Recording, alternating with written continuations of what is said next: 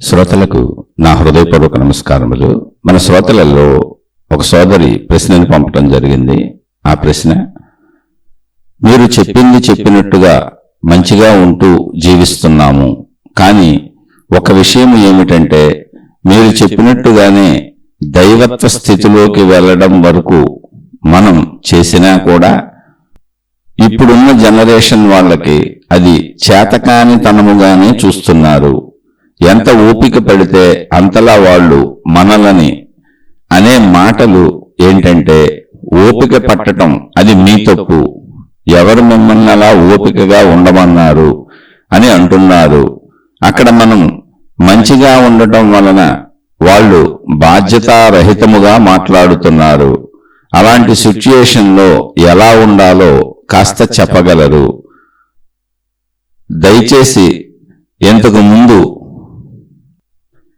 ముందు శీర్షికలో మీరు కూడా చెప్పారు కదా, మోసపోకుండా మనమే జాగ్రత్తగా ఉండాలి అని. మరి వాళ్ళు అలా బిహేవ్ చేస్తుంటే ఎలా ఉండాలో చెప్పండి. వీరు మనం నిన్న చెప్పుకున్నటువంటి 1847వ శీర్షిక, మంచిగా ఉంటే సరిపోతుందా, ధ్యానము సాధన ఇటువంటివి అవసరము లేదా అనేటువంటి ఆ శీర్షికను విని ఈ ప్రశ్న వేశారు. అయితే ఆ శీర్షికలో ఒకసారి మనం ఏం చెప్పుకున్నాం అనే విషయాలను గుర్తు చేసుకునే ప్రయత్నం చేద్దాం. సహజంగా మనిషిలో మూలములో ఉండేది జంతు ప్రవృత్తి. ఎందుకని అంటే మనిషి జంతువులలోని ఒక అభివృద్ధి చెందిన జంతువే. మనిషి అనేది లాస్ట్. జంతువునాం నరజన్మ దుర్లభం అంటే జంతువులలోనే నరుడు అనేటువంటి జంతువుగా జన్మ రావటం అసాధ్యము అని మహాత్ములు చెప్పారు. అంటే జంతువులలోనే ఉన్నతమైన జంతువు మనిషి. అంటే మనిషి మూలాల్లో ఉన్నది జంతు ప్రవృత్తే. అయితే మరి ఉన్నతమైన జంతువు అన్నప్పుడు మనలో ఆలోచించగలిగిన జ్ఞాన సామర్థ్యం ఉంది. అంటే జ్ఞానపరంగా మనకు పరిమితి లేదు, కానీ శరీరపరంగా మనకు పరిమితి ఉంది. శరీరపరంగా మనం ఎప్పుడు పరిమితితోనే జీవించాలి. ఆ శరీరానికి అవసరాలు కూడా ఉన్నాయి. జ్ఞానపరంగా పరిమితి లేదు, జ్ఞానానికి అవసరాలు లేవు. శరీరపరంగా పరిమితి ఉంది, శరీరానికి ఎన్నో అవసరాలు ఉన్నాయి. మన జీవితం ఇంతే. అయితే ఆ శరీరాన్ని దాని అవసరాలన్నీ తీర్చుకుంటూ జ్ఞానపరంగా జ్ఞానాన్ని ఉపయోగించుకుంటూ జీవించే అవకాశం మనిషికి ఉంది, మిగిలిన జీవరాశులకు లేదు. ఈ జ్ఞానపరంగా అన్నప్పుడు, జ్ఞానపరము అన్నప్పుడు అది ఎంత అంటే శరీరానికి ఒక పరిమితి ఉంది, శరీరము ఎంత అని తెలుస్తుంది. జ్ఞానము ఎంత అన్నప్పుడు అనంతము, ఉన్నదంతా అదే.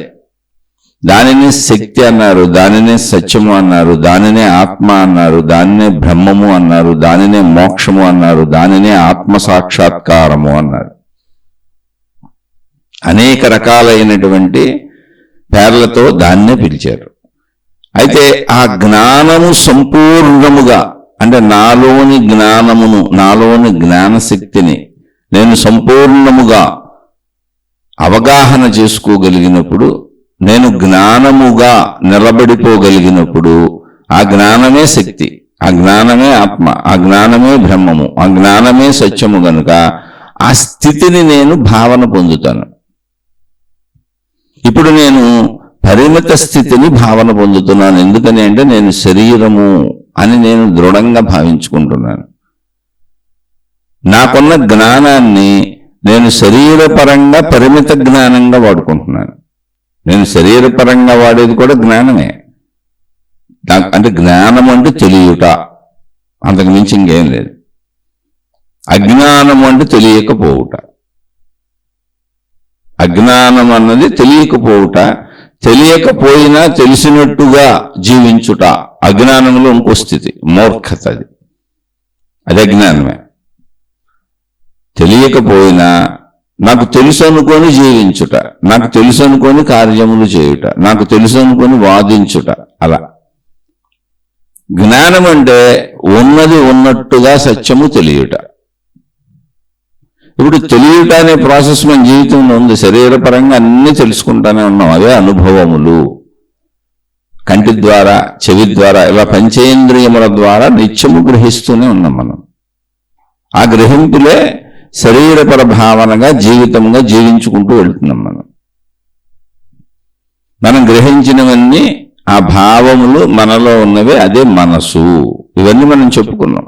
అయితే నేను చెప్పుకున్న శీర్షికలో ప్రత్యేకంగా నిన్నవారు మంచిగా ఉంటే సరిపోతుంది అంటే, నేను ఎప్పుడు ప్రాథమికంగా మన శీర్షికల యొక్క ఉద్దేశము కానీ ఆధ్యాత్మికత యొక్క ఉద్దేశము కానీ నేను చెప్పేది ఏంటంటే, మనుషులు మంచిగా ఉండాలి. శరీరపర జీవితం భూమి మీద జీవిస్తున్నప్పుడు మనుషులందరూ మంచిగా సద్భావాలతో ఉండాలి అని. ఇది ఎవరైనా ఇదే చెబుతారు. ఎక్కడైనా, ఏ మతంలోకి వెళ్ళినా, ఏ మార్గంలోకి వెళ్ళినా, ఏ దేవుడి దగ్గరికి వెళ్ళినా, ఏ గురువు దగ్గరికి వెళ్ళినా, ఏ మాతాజీ దగ్గరికి వెళ్ళినా, అన్ని బోధనల సారము ఏంటంటే మంచిగా జీవించటము. ఇది బేసిక్ కామన్ పాయింట్. అది అయితే ఇలా మంచిగా జీవిస్తే ఏమవుతుంది అనేది నిన్న మాట్లాడుకుంటూ విషయాన్ని చెప్పుకున్నాం. జంతువు, మనిషి, దైవము, మోక్షము, 4 స్థితులు. బేసిక్గా మనం పుట్టినప్పుడు మనం శరీరము ధరించి ఉండి ఈ శరీరధారులను మనం మనిషి, మానవ జాతి అని పిలుచుకుంటూ ఉండొచ్చు. ఎందుకనంటే మనం ఇప్పటికే జంతు జాతి నుంచి దూరంగా బయటకు వచ్చేసి మానవ జాతికి వేరుగా మానవ లోకం నిర్మించుకున్నాం. ఆల్రెడీ మనం పుట్టేటప్పటికే ఇప్పుడు మనకి పద్ధతులు, విధానాలు, ధర్మాలు, న్యాయాలు, చట్టాలు, శాసనాలు అన్ని పెట్టేసుకున్నాం. ఎవరు పెట్టారు? మనమే పెట్టుకున్నాం. మనుషులే ఏర్పాటు చేసుకున్న మానవ లోకపు వ్యవస్థ ఇది. ఇక్కడ తప్పులు చేస్తే శిక్షలు ఉన్నాయి, చట్టాలు ఉన్నాయి, న్యాయాలు ఉన్నాయి. అంటే ఏంటి? మానవ లోకంలోకి వచ్చేసాం. తప్పులు చేయకూడదు, మంచిగా మాత్రమే బతకాలి అనే కదా చట్టాలు, న్యాయాలు, ధర్మాలు, వ్యవస్థలు ఏర్పాటు చేసుకుంది. పోలీసు వ్యవస్థ ఎందుకుంది? అధర్మాన్ని శిక్షించడానికి, ధర్మాన్ని రక్షించడానికి.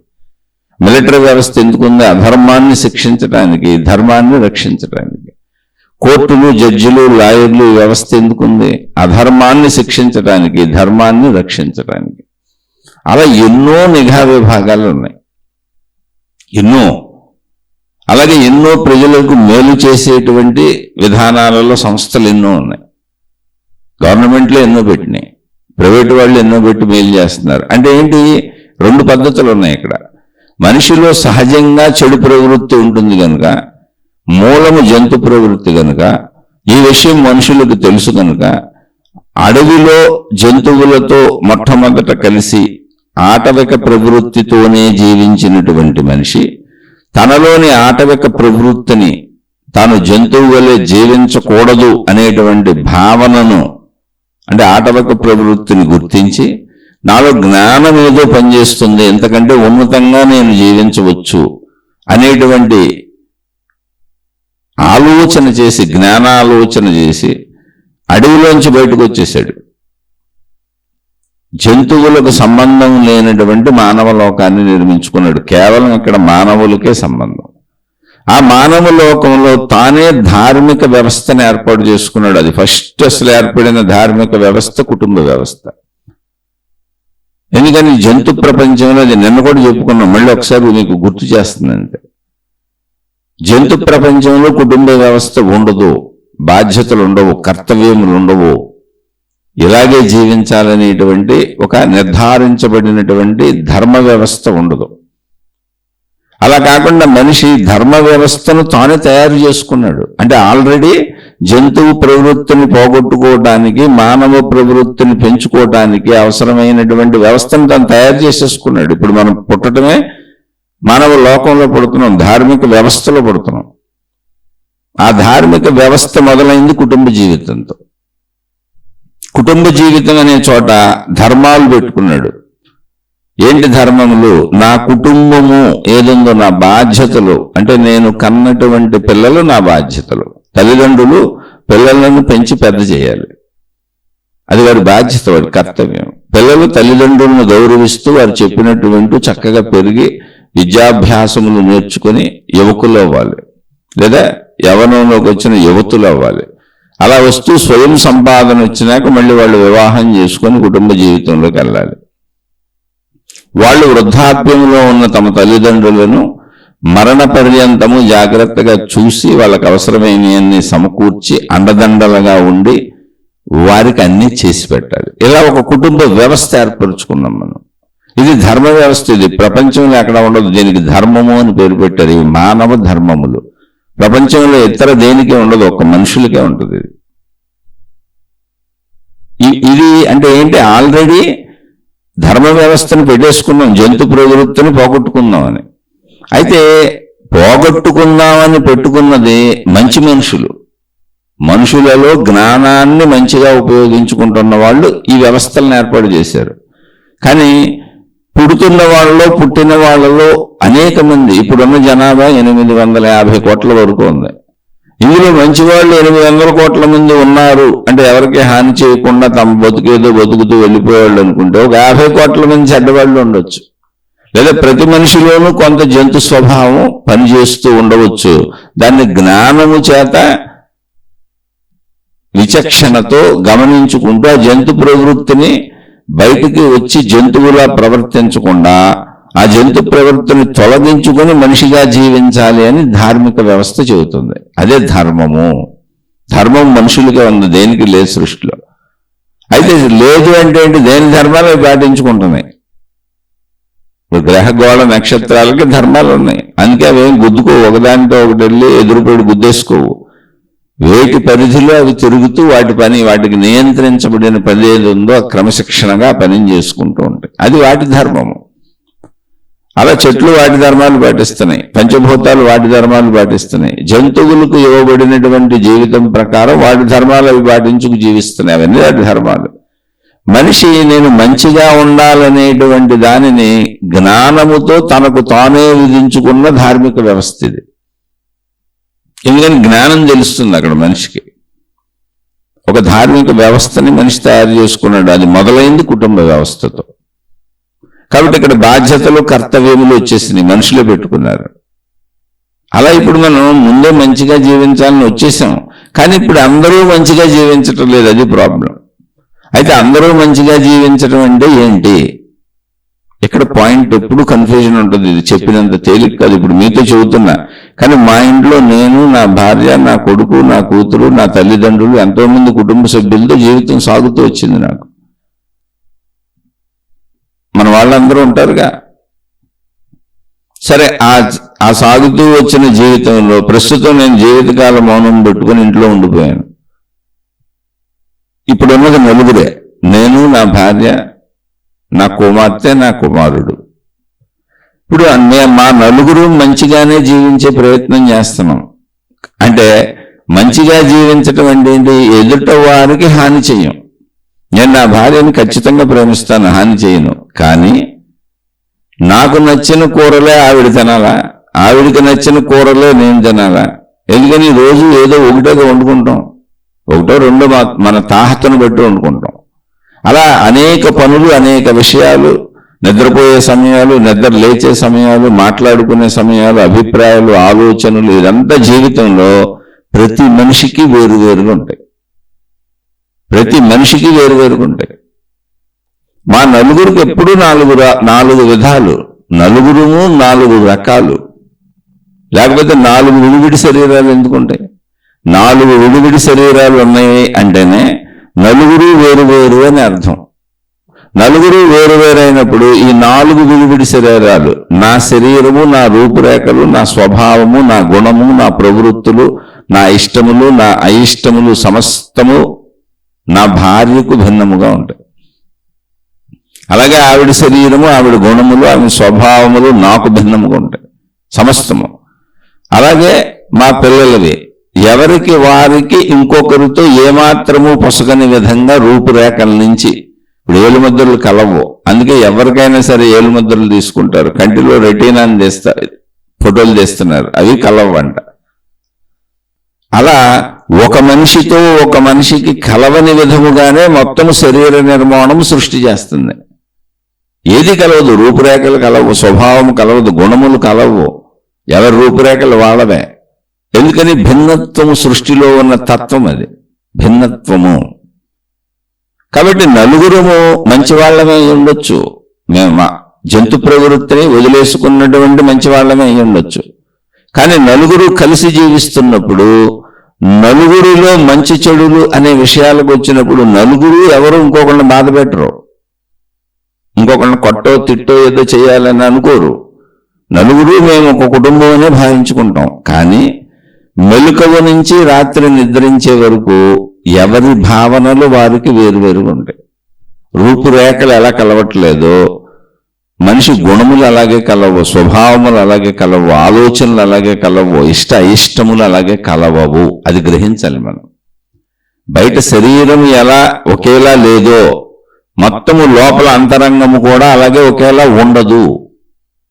ఇది సహజత్వమైనటువంటి భిన్నత్వము. సృష్టి ఎప్పుడు భిన్నమే. మరి ఇప్పుడు ఏం చేయాలి? మేము నలుగురు ఉన్నాం కదా అంటే అక్కడే మనం కుటుంబ వ్యవస్థని, ధార్మిక వ్యవస్థని ఏర్పాటు చేసుకున్నాము. ఇదే జంతువులు జంతు ప్రపంచంలో అనుకోండి ఎలా ఉంటుంది అంటే, ఆ జంతువు ఇప్పుడు నేనే ఆ జంతువు అనుకోండి అంటే నాకేమనిపిస్తే అది చేసుకుంటూ వెళ్ళిపోతాను. నాకు అడ్డు వచ్చిన వాళ్ళని అడ్డు ఏదో ఒక రకంగా నాకున్న తెలివితోనో ప్రజ్ఞతోనో సామధాన భేద దండోపాయాలు ఉపయోగించి నేను అనుకున్నదే చేస్తాను. ఇది జంతు ప్రవృత్తి. ఒక జంతువుకి ఆకలేసిందండి, ఏం చేస్తుంది? అది ఏదో ఒక రకంగా తనకు కావాల్సింది ఆకలిదే తీర్చుకుంటుంది. ఏం తీర్చుకుంటుంది? తనకు ఏం కావాలో అదే తీర్చుకుంటుంది. తను ఏం తినాలనుకుంటుందో దాన్ని వేటాడి చంపి తినేస్తుంది. తాను ఏం తినాలనుకుంటుందో వెళ్ళి వెతుక్కొని ఆ వృక్షాలెక్కి ఆ పండో ఫలమో తినేస్తుంది. అక్కడ జంతువుకి విచక్షణ లేదు. తాను పొందాలనుకున్న దానిని పొందటానికి ప్రయత్నించుకోవటం అంతే జంతువుకు తెలిసింది. అది ఎటువంటి ధార్మిక వ్యవస్థను ఏర్పాటు చేసుకోలేదు. మనలో జంతు ప్రవృత్తి ఉన్నప్పుడు మనం ఖచ్చితంగా అలాగే ఉంటాం. ఎలా అంటే మూలము జంతువు అంటే నాకు నచ్చినట్టే జరగాలి, అంతే. సింపుల్, అంతే, ఇంకేం లేదు. నేను అనుకున్నట్టే జరగాలి. ఇక్కడ మంచి చెడు అనే దాంట్లో ఏం లేదు. ఇది మంచే. నేను అనుకున్నట్టే జరగాలి, నేను అనుకున్న విధంగా జరగాలి, నేను భావించుకున్న విధంగా జరగాలి. నా భావన నాకు కరెక్ట్ అనిపిస్తున్న భావననే అందరూ అనుసరించాలి, పాటించాలి. అదేదైనా సరే. చాలా ఇళ్లలో తల్లిదండ్రులు పిల్లలు భార్యాభర్తలు ఘర్షణలు పడుతూ ఉంటారు. ఎందుకంటే కొంతమంది ముందు లేస్తారు, కొంతమంది వెనక లెగిస్తారు. ఇప్పుడు యజమాని ఒక ఆయన నిర్ణయించాడు అనుకోండి, తెల్లవారుజామున బ్రహ్మ ముహూర్తములో లేవాలి అని. ఇంకా అందరినీ అదే టైంకి లేవమని బాధ పెడతా ఉంటాడు. ఎందుకంటే తన టైంలో దాన్ని పెట్టుకుంటాడు. నేను చూశాను ఇటువంటి తండ్రిని, అందుకని చెబుతున్నా. ఇప్పుడు నేను లేచే టైంకే మీరందరూ లేవాలి, నేను పడుకునే టైంకే మీరందరూ పడుకోవాలి. ఈ సత్యమును నేను నమ్మాను. ఈ సత్యమును చాలా మంది బయట కూడా చెబుతున్నారు. తొందరగా తినేసి తొందరగా పడుకొని తొందరగా నిద్రపోయి తొందరగా లేవండి అని. కాబట్టి నేను ధర్మం మంచే చెబుతున్నాను. ఆ మంచినైనా నేను మీకు బలవంతముగా చెబుతాను, ఎందుకంటే నేను మంచి అనుకున్నాను కాబట్టి అన్నప్పుడు అది జంతు ప్రవృత్తి. అక్కడ విచక్షణ జ్ఞానంతో ఆలోచించాలి. విచక్షణ జ్ఞానం అంటే ఏంటంటే, నేను నమ్మిన దాని ప్రకారం నాకు నిద్ర పెట్టేస్తుంది. నేను నమ్మాను, అది నాకు ఆ సమయానికి నిద్ర వస్తుంది. నాకు నిద్ర వచ్చి కన్వీనియంట్గా ఉంది కనుక, నా నిద్ర తీరిపోయింది కనుక నేను తెల్లవారుజామున లేచి, మళ్ళీ ఆ తెల్లవారుజామున నేను లేచినాక నాకు కొన్ని పనులు నేను ఏర్పాటు చేసుకున్నాను కనుక, అది ధార్మిక పరమైనయో మతపరమైనయో దైవపరమైనయో భౌతికమైనయో ఏవైనా కానీ, ఏ ఎక్సర్సైజులు యోగాలో వాకింగ్లో ఏదైనా కానివ్వండి, లేదా దైవీపరమైన కనుక నా జీవితంలో నాకు అది సబబుగా అనిపిస్తుంది. నేను ఏర్పాటు చేసుకున్న వ్యవస్థ అవన్నీ నాకు నచ్చినవి, అవి ఏవైనా కావచ్చు. ఇదే విషయాలకు వచ్చేటప్పటికి ఇప్పుడు భార్య ఇంటి పనులన్నీ చేసి అన్నీ సర్దుకొని రాత్రి పడుకున్నాక ఏదో బలవంతంగా భర్త చెబుతున్నాడు కాబట్టి భార్య పిల్లలు పడుకున్న భర్త మీద ఉన్న గౌరవంతోనో లేదా పెత్తనదారి అనే మనస్తత్వంతోనో ఇక వాడితో పడలేకో విసుగో కోపమో చికాకో లోపల దాచుకొని బలవంతంగా పడుకున్నా నిద్ర పట్టాలిగా. అలా పడుకొని వాళ్ళు ఇక ఏదో తిప్పలు పడుతూ నిద్ర పెట్టడం లేటుగా నిద్రపెట్టి, అంటే వెంటనే నిద్రపట్టలేదు, లేటుగా నిద్రపెట్టి కలత నిద్రలో రకరకాలుగా ఆలస్యంగా నిద్రపోయి పొద్దున్నే ఎలా లేవగలుగుతారో? నిద్ర సరిపోదుగా. మనిషికి 8 గంటల నిద్ర సరిపోవాలి. నిద్ర సరిపోతే మనిషికి మెలకువ అదే వచ్చేస్తుంది, దానంతటా అదే వచ్చేస్తుంది. సరదాగా మంచం మీద డొల్లుతూ ఉంటారు పిల్లలు పెద్దోళ్ళు, అది వాళ్ళకు ఉన్నటువంటి అవకాశాన్ని బట్టి అంతే. కానీ నిద్ర పూర్తిగా సరిపోయినప్పుడు మెలకువ దానంతటా అదే వచ్చేస్తుంది. అలాగే శరీరానికి బాగా అలసట చెందినప్పుడు నిద్ర కూడా దానంతటా అదే వచ్చేస్తుంది. ఈ సహజ చర్యలు. ఇప్పుడు నిద్ర సరిపోక లేటుగా లెగుస్తారు. ఎందుకని? వాళ్ళు లేటుగా పడుకున్నారు. నువ్వేదో నేను పడుకోబెట్టేశానని మంచం ఎక్కించడం కాదుగా అందరినీ, ఇది మంచి అనుకోవడం కాదుగా, అది జంతు ప్రవృత్తే. నేను మంచి అనుకుంటున్నాననే జంతు ప్రవృత్తే. ఎందుకని? ఒక సహజ ప్రక్రియగా నిద్ర రావాలి. అంటే మళ్ళీ దేంట్లో మీరు అనేక ప్రశ్నలు వేస్తారు. నేను విషయాన్ని అర్థం చేసుకోమని చెబుతున్నా. మీ కుటుంబంలోకి వచ్చి ప్రతి విషయాన్ని ఎలా చేయాలని చెప్పలేను, నాదే చెబుతున్నా. అందుకని నేను అసలు ఎవరిని మీరు ఈ టైంకి నిద్రపోండి, ఈ టైంకి లేవండి అని అసలు నేను ఎప్పుడూ ఎవరికి చెప్పలేదు ఇంతవరకు. కానీ నా చిన్నతనం నుండి నాకు గుర్తుంది, నువ్వెన్నింటికి పడుకోవాలో, నువ్వెన్నింటికి లేవాలో, నువ్వెన్నింటికి మలమూత్ర విసర్జనలు చేయాలో, నువ్వెన్నింటికి టిఫిన్ తినాలో, నువ్వెన్నింటికి భోజనం చేయాలో, నువ్వు అసలు ఉదయం లేచిన దగ్గర నుంచి రాత్రి వరకు ఎలా ఉండాలో మొత్తం వాళ్ళే చెప్పేవాళ్ళు. అలా ఉండబోతూ కొట్టేవాళ్ళు, తిట్టేవాళ్ళు. నాకు చాలా బాగా గుర్తున్న విషయం ఏంటంటే, నేను కొంచెం యవ్వనంలోకి వచ్చినాక పుస్తకాలు చదువుకుంటూ ఉండేవాడిని. అనేక రకాలైన నవల్స్ తెచ్చుకునేవాడిని. వాటితో పాటు మధ్య మధ్యలో ఏదన్నా స్పిరిచువల్ బుక్స్ కూడా చదువుకునేవాడిని, కానీ ఎక్కువ నవల్స్ చదివేవాడిని. రాత్రి పడుకొని పనులన్నీ అయిపోయినాక 9 నవలు చదువుతుంటే బలవంతంగా వచ్చి లైట్లు ఆపేసేవాళ్ళు.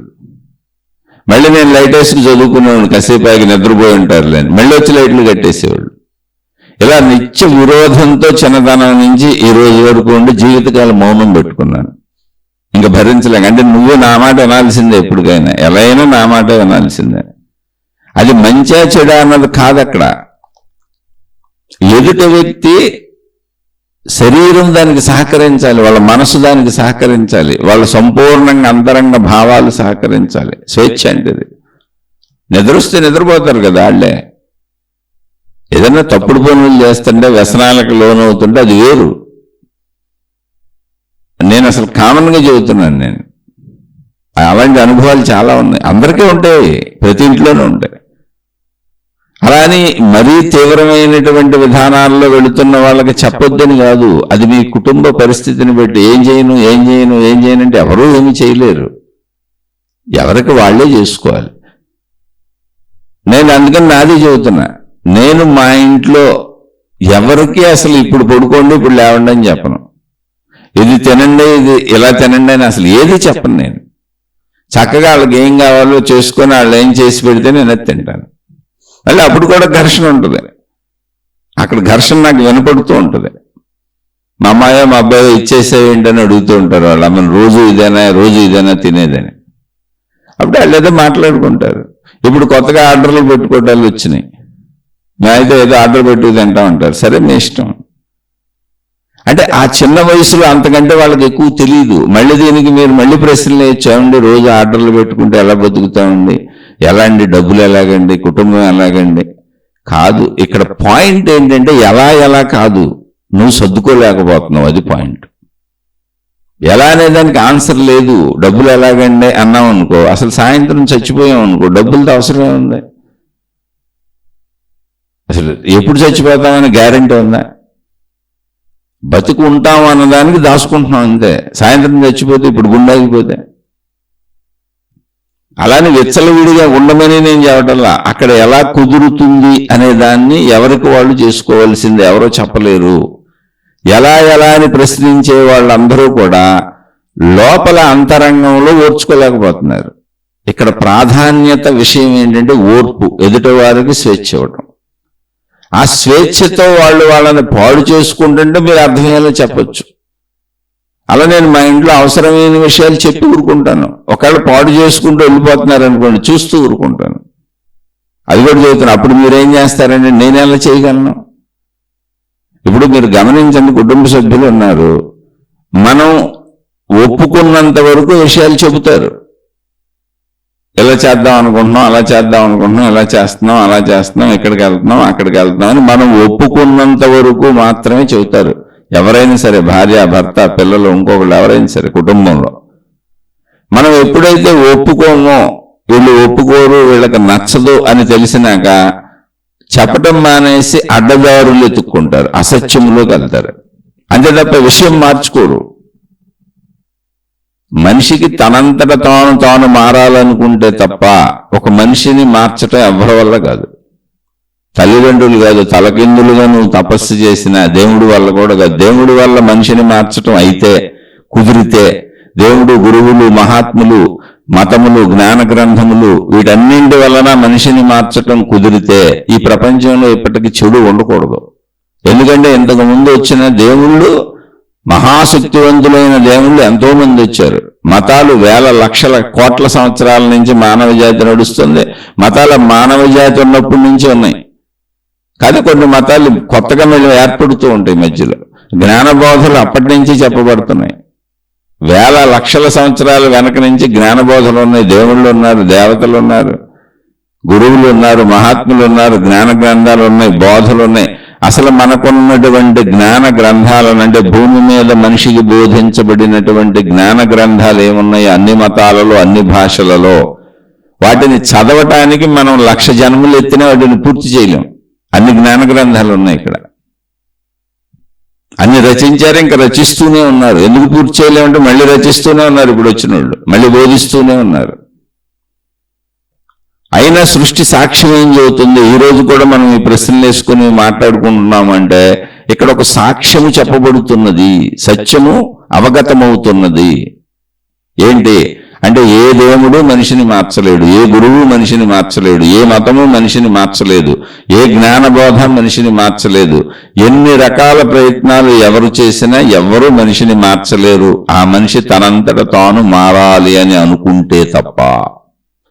ఆ మనిషి తనంతట తాను తన జ్ఞానంతో విషయాలను గ్రహించుకుని అజ్ఞానమేదో, సుజ్ఞానమేదో, విజ్ఞానమేదో, అసలైన జ్ఞానమేదో, సత్యమేదో తెలుసుకోవాలని అనుకుంటే తప్ప ఆ మనిషిని ఇంకొకళ్ళు ఎవరు నడిపించలేరు. నడిపిస్తున్నాం అనుకునేది భ్రమ అంతే. ఒక మతం నేను ఒక సమూహాన్ని నడిపిస్తున్నాను అనుకుంటే అది ఒక భ్రమ. ఒక గురువు నేను ఒక సమూహాన్ని నడిపిస్తున్నాను అనుకుంటే ఒక భ్రమలో ఉన్నాడు అంతే. ఒక మాతాజీ నేను ఒక పెద్ద సమూహానికి బోధలు చేస్తున్నాను అనుకుంటే భ్రమలో ఉన్నారంతే. అనాదిగా వచ్చిన దేవుళ్ళు, దేవతలు, జ్ఞాన గ్రంథాలు, మతములు, మార్గములు, విధానములే ఇక్కడ ఎవరిని మార్చలేక వెళ్ళిపోయినప్పుడు నువ్వు ఇప్పుడు ఏం చేయగలవు? కాకపోతే నీ భ్రమ నువ్వు పడు. ఇప్పుడు ఇలా భ్రమపడుతున్నటువంటి మాతాజీలు కానీ, గురువులు కానీ వాళ్ళ సొంత కుటుంబ సభ్యుల్ని మార్చగలిగారేమో అడగండి ముందు. ఖచ్చితంగా వాళ్ళని వదిలేసి వచ్చి ఉంటారు. తమ తల్లిదండ్రులను వదిలేసి ఉంటారు, తన అన్నదమ్ములు, అక్క చెల్లెలను వదిలేసి ఉంటారు, తమ బంధువులను వదిలేసి ఉంటారు, తమ కుటుంబ సభ్యులు, తమ కొడుకులో కూతురులను వదిలేసి ఉంటారు. ఎవరినో మారుస్తామని బయట తిరుగుతూ ఉంటారు. ఎందుకనంటే ఆ ఎవరో సంబంధం లేని వాళ్ళు, ఈ గురువుతో సంబంధం లేని వాళ్ళు. జాగ్రత్తగానండి, ఆ ఎవరో ఈ గురువుతో సంబంధం లేని వాళ్ళు. కాబట్టి గురువుకి వాళ్ళ పట్ల బాధ్యత లేదు. అంటే ఒక కొడుకు పట్ల ఉన్నట్టు, కూతురు పట్ల ఉన్నట్టు, భార్య పట్ల ఉన్నట్లు ఇలా బాధ్యత లేదు. కాబట్టి ఆ గురువుని స్వతంత్రముగా హక్కులతో వాళ్ళు అడిగేది ఏముండదు. ఆ గురువు బోధలేదు అని వీళ్ళు మారిపోదాం అనుకొని ఆ గురువు ఫోటోలు పెట్టుకొని దండాలు పెట్టి నమస్కారాలు పెట్టి వెళ్ళిపోతారు. గురువుల దగ్గరైనా, మాతాజీల దగ్గరైనా, మత పెద్దల దగ్గరైనా ఇంతే. ఇరువురి మధ్య బంధమే లేదు, బాధ్యత లేదు, హక్కులు లేవు ఎవరికి. అలాగే వెళుతున్న భక్తులు కూడా, ఆ భక్తులు, శిష్యులు ఎవరొకళ్ళు అనుసరించే వాళ్ళు కూడా తమ కుటుంబ సభ్యులతో వెళ్ళి అలా ఉండలేరు, అలా ఉండరు. ఒక గురువుతో ఉన్నట్టు తన కుటుంబ సభ్యుల దగ్గర ఉంటే అసలు గొడవే ఉండదు. ఒక దేవుడితో, ఒక దేవీ భావనలో ఉన్నట్టు తమ కుటుంబ సభ్యులతో మంచిగా ఉంటే గొడవే ఉండదు. ఒక మత పెద్ద దగ్గర ఉన్నట్టు తమ కుటుంబ సభ్యులతో ఉంటే అసలు గొడవే ఉండదు. ఇప్పుడు ఆ మత పెద్ద చెప్పింది పాటిస్తారు వీళ్ళు, ఆ గురువు చెప్పింది పాటిస్తారు వీళ్ళు.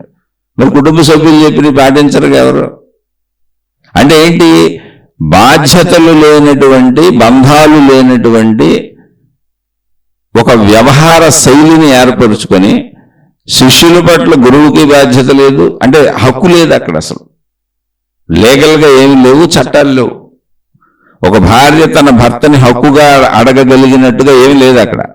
ఒక భార్యకి భర్త హక్కుగా ధర్మంగా చేయవలసినటువంటి ధర్మములుగా అక్కడ ఏం లేదు. అందుకని మధ్యలో బాధ్యతలు, కర్తవ్యములు, ధర్మ సంబంధములు, ఎటువంటి కుటుంబ సంబంధ బాంధవ్యములు లేని వాళ్ళందరూ ఒక చోట చేరి సమూహాలుగా పైన మాట్లాడుకొని వెళ్ళిపోతారు. కానీ లోతులో ఉన్నదంతా బంధాలు, కర్తవ్యములు, బాధ్యతలు, ఇవన్నీ బరువుగా అనిపిస్తాయి, బాధగా అనిపిస్తాయి, దుఃఖంగా అనిపిస్తాయి, కష్టంగా అనిపిస్తాయి. ఎందుకని అక్కడ బాధ్యత చెయ్యాలి కుటుంబంలో. అందుకని పై మాటలు జ్ఞానబోధలో ఇతరులకు చెప్పచ్చు. ఎవరైనా నీ కొడుక్కో, నీ కూతురుకో, నీ తండ్రికో, నీ తల్లికో చెప్పి మార్చావా? కుదరదు కుటుంబంలో. ఎందుకని రోజువారీ జీవితంలో ఇక్కడ మార్చటం అనే విషయం కాదు. అసలు ఎవరు చెడ్డవాళ్ళు కాదు కుటుంబంలో. నలుగురు, ఇప్పుడు మేము ఉన్నాం నలుగురు, మా నలుగురికి ఒకరిపై ఒకరికి విపరీతమైన అభిమానము, ప్రేమలు ఉన్నాయి. కానీ నాకు మెలకు వచ్చింది. నాకు మెలకు వచ్చిన టైంకే మీ అందరూ మేలుకోవాలి అంటే ఎలా? ఇప్పుడు ఇది ప్రాబ్లం.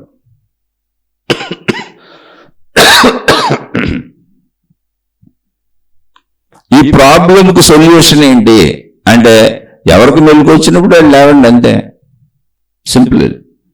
నాకు ఇప్పుడు నిద్ర వస్తుంది, నాకు నిద్ర వచ్చినప్పుడు నేను నిద్రపోతున్నా, ఈ టైం నేను పెట్టుకున్నా. మీరందరూ ఇప్పుడే నిద్రపోవాలంటే ఘర్షణ వస్తుంది. ఎందుకని? అది నిద్ర, మెలకు అనే సహజ చర్యలు ప్లస్ మనసుకు సంబంధించిన ఆసక్తి. వాళ్ళు ఏ టైంకి కూడుకుంటారో, వాళ్ళు ఏం పెట్టుకున్నారు, వాళ్ళ ఆసక్తులు ఏమున్నాయి, వాళ్ళకి నిద్ర ఎప్పుడు వస్తుందో. మనకు వచ్చే నిద్ర వేరుగా ఉండొచ్చు.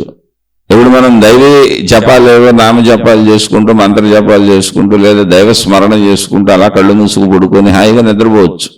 ఎందుకంటే పెద్ద వయసు వచ్చింది, 56, 57 ఏళ్ళకి వచ్చాను నేను. వాళ్ళకి అలా కాదు, కాసేపు సెల్ ఫోన్ చూసుకొని, కాసేపు టీవీ చూసుకొని, ఒక సినిమా చూసుకొని, అదే బుక్ చదువుకొని, ఏ మ్యూజిక్ ఉంటూ, చిన్నపిల్లలు వాళ్ళు. అవన్నీ ఉన్నాయి కదా ప్రపంచంలో. అలాగే నా భార్యకు ఇంకోలా ఉండొచ్చు. నాలానే నువ్వు చెయ్యనేది ఎలా కుదురుతుంది? మా నలుగురికి చెబుతున్నా, మాదే చెబుతున్నా. ఎందుకంటే మీ ఇంటిది నాకు తెలియదుగా. కాబట్టి కుదరదనే విషయం నాకు తెలుసు. కుదర్చాలి అంటే నాలో జంతు ప్రవృత్తిని బయటికి తీసుకురావాలి. చచ్చినట్టు మీ అందరూ నాకు నచ్చినట్టే ఉండాలని చెప్పాలి. ఎప్పుడు కుదురుతుంది? అది నాలో జంతు ప్రవృత్తికి కూడా నాకు అధికారం ఉంటే. నేనే ఇంటి పెద్దన కనుక, డబ్బు దానికి సంబంధించిన పెత్తనాలన్నీ నా దగ్గరే ఉన్నాయి కనుక, నేనే వీళ్ళందరికీ చెయ్యాలి కనుక ఆ జంతు ప్రవృత్తిని బయటికి తెస్తాను. ఇప్పుడు మీరందరూ నేను చెప్పినట్టు వినాలి, అది మంచిది. ఇదిగో ఇన్నింటికి తినేసేయాలి సాయంత్రం, అందరూ చెబుతున్నారు. పెందలగాడు తినేసేయమంటున్నారు, సూర్యోదయానికి ముందే తినేయటం మంచిదంటున్నారు. అలా పూర్వం తినేవాళ్ళంట. అలా మీరు కూడా 7 తినేసేయండి. చక్కగా 8, 9 వరకు మనం ఏదో చదువుతాం, ఒక నిర్ధారించిన చదువుకునే వాళ్ళకి చదువులు, మళ్ళీ భార్యకో రకంగా, భర్తకో రకంగా ఏదో చదువుతాం. 9 పడుకోండి, లైట్స్ ఆఫ్. అంటే మళ్ళీ 3:30, 4 లేచిపోండి. లేచిపోయి మళ్ళీ వాకింగ్లు, జిమ్లు, ఎక్సర్సైజులు, పరిగెత్తటాలు, చదువుకోవటాలు, ఇవన్నీ మనమే నిర్ధారిస్తాం. అందరికీ ఒక కుటుంబంలో యజమాని నిర్ధారిస్తూ ఉంటాడు. జంతు ప్రవృత్తి అది. నిర్ధారించకూడదు. ఒకళ్ళు మంచి అనుకుంటే చెప్పు, వింటే విన్నాయి. వాళ్ళు జంతువులు కాదు కదా కట్టేయటానికి. ఇప్పుడు మనం జంతువులను పెంచుకునేటప్పుడు ఆవులు, మేకలు, గేదెలు వీటిని పెంచుకునేటప్పుడు కుక్కలు, కోళ్ళు అన్నింటిని బంధిస్తాం. బంధించి వాటికి ఆ బంధించడంలో కొంత స్వేచ్ఛిస్తాం. ఒక పొడుగాటి తాడుకు కడతాం.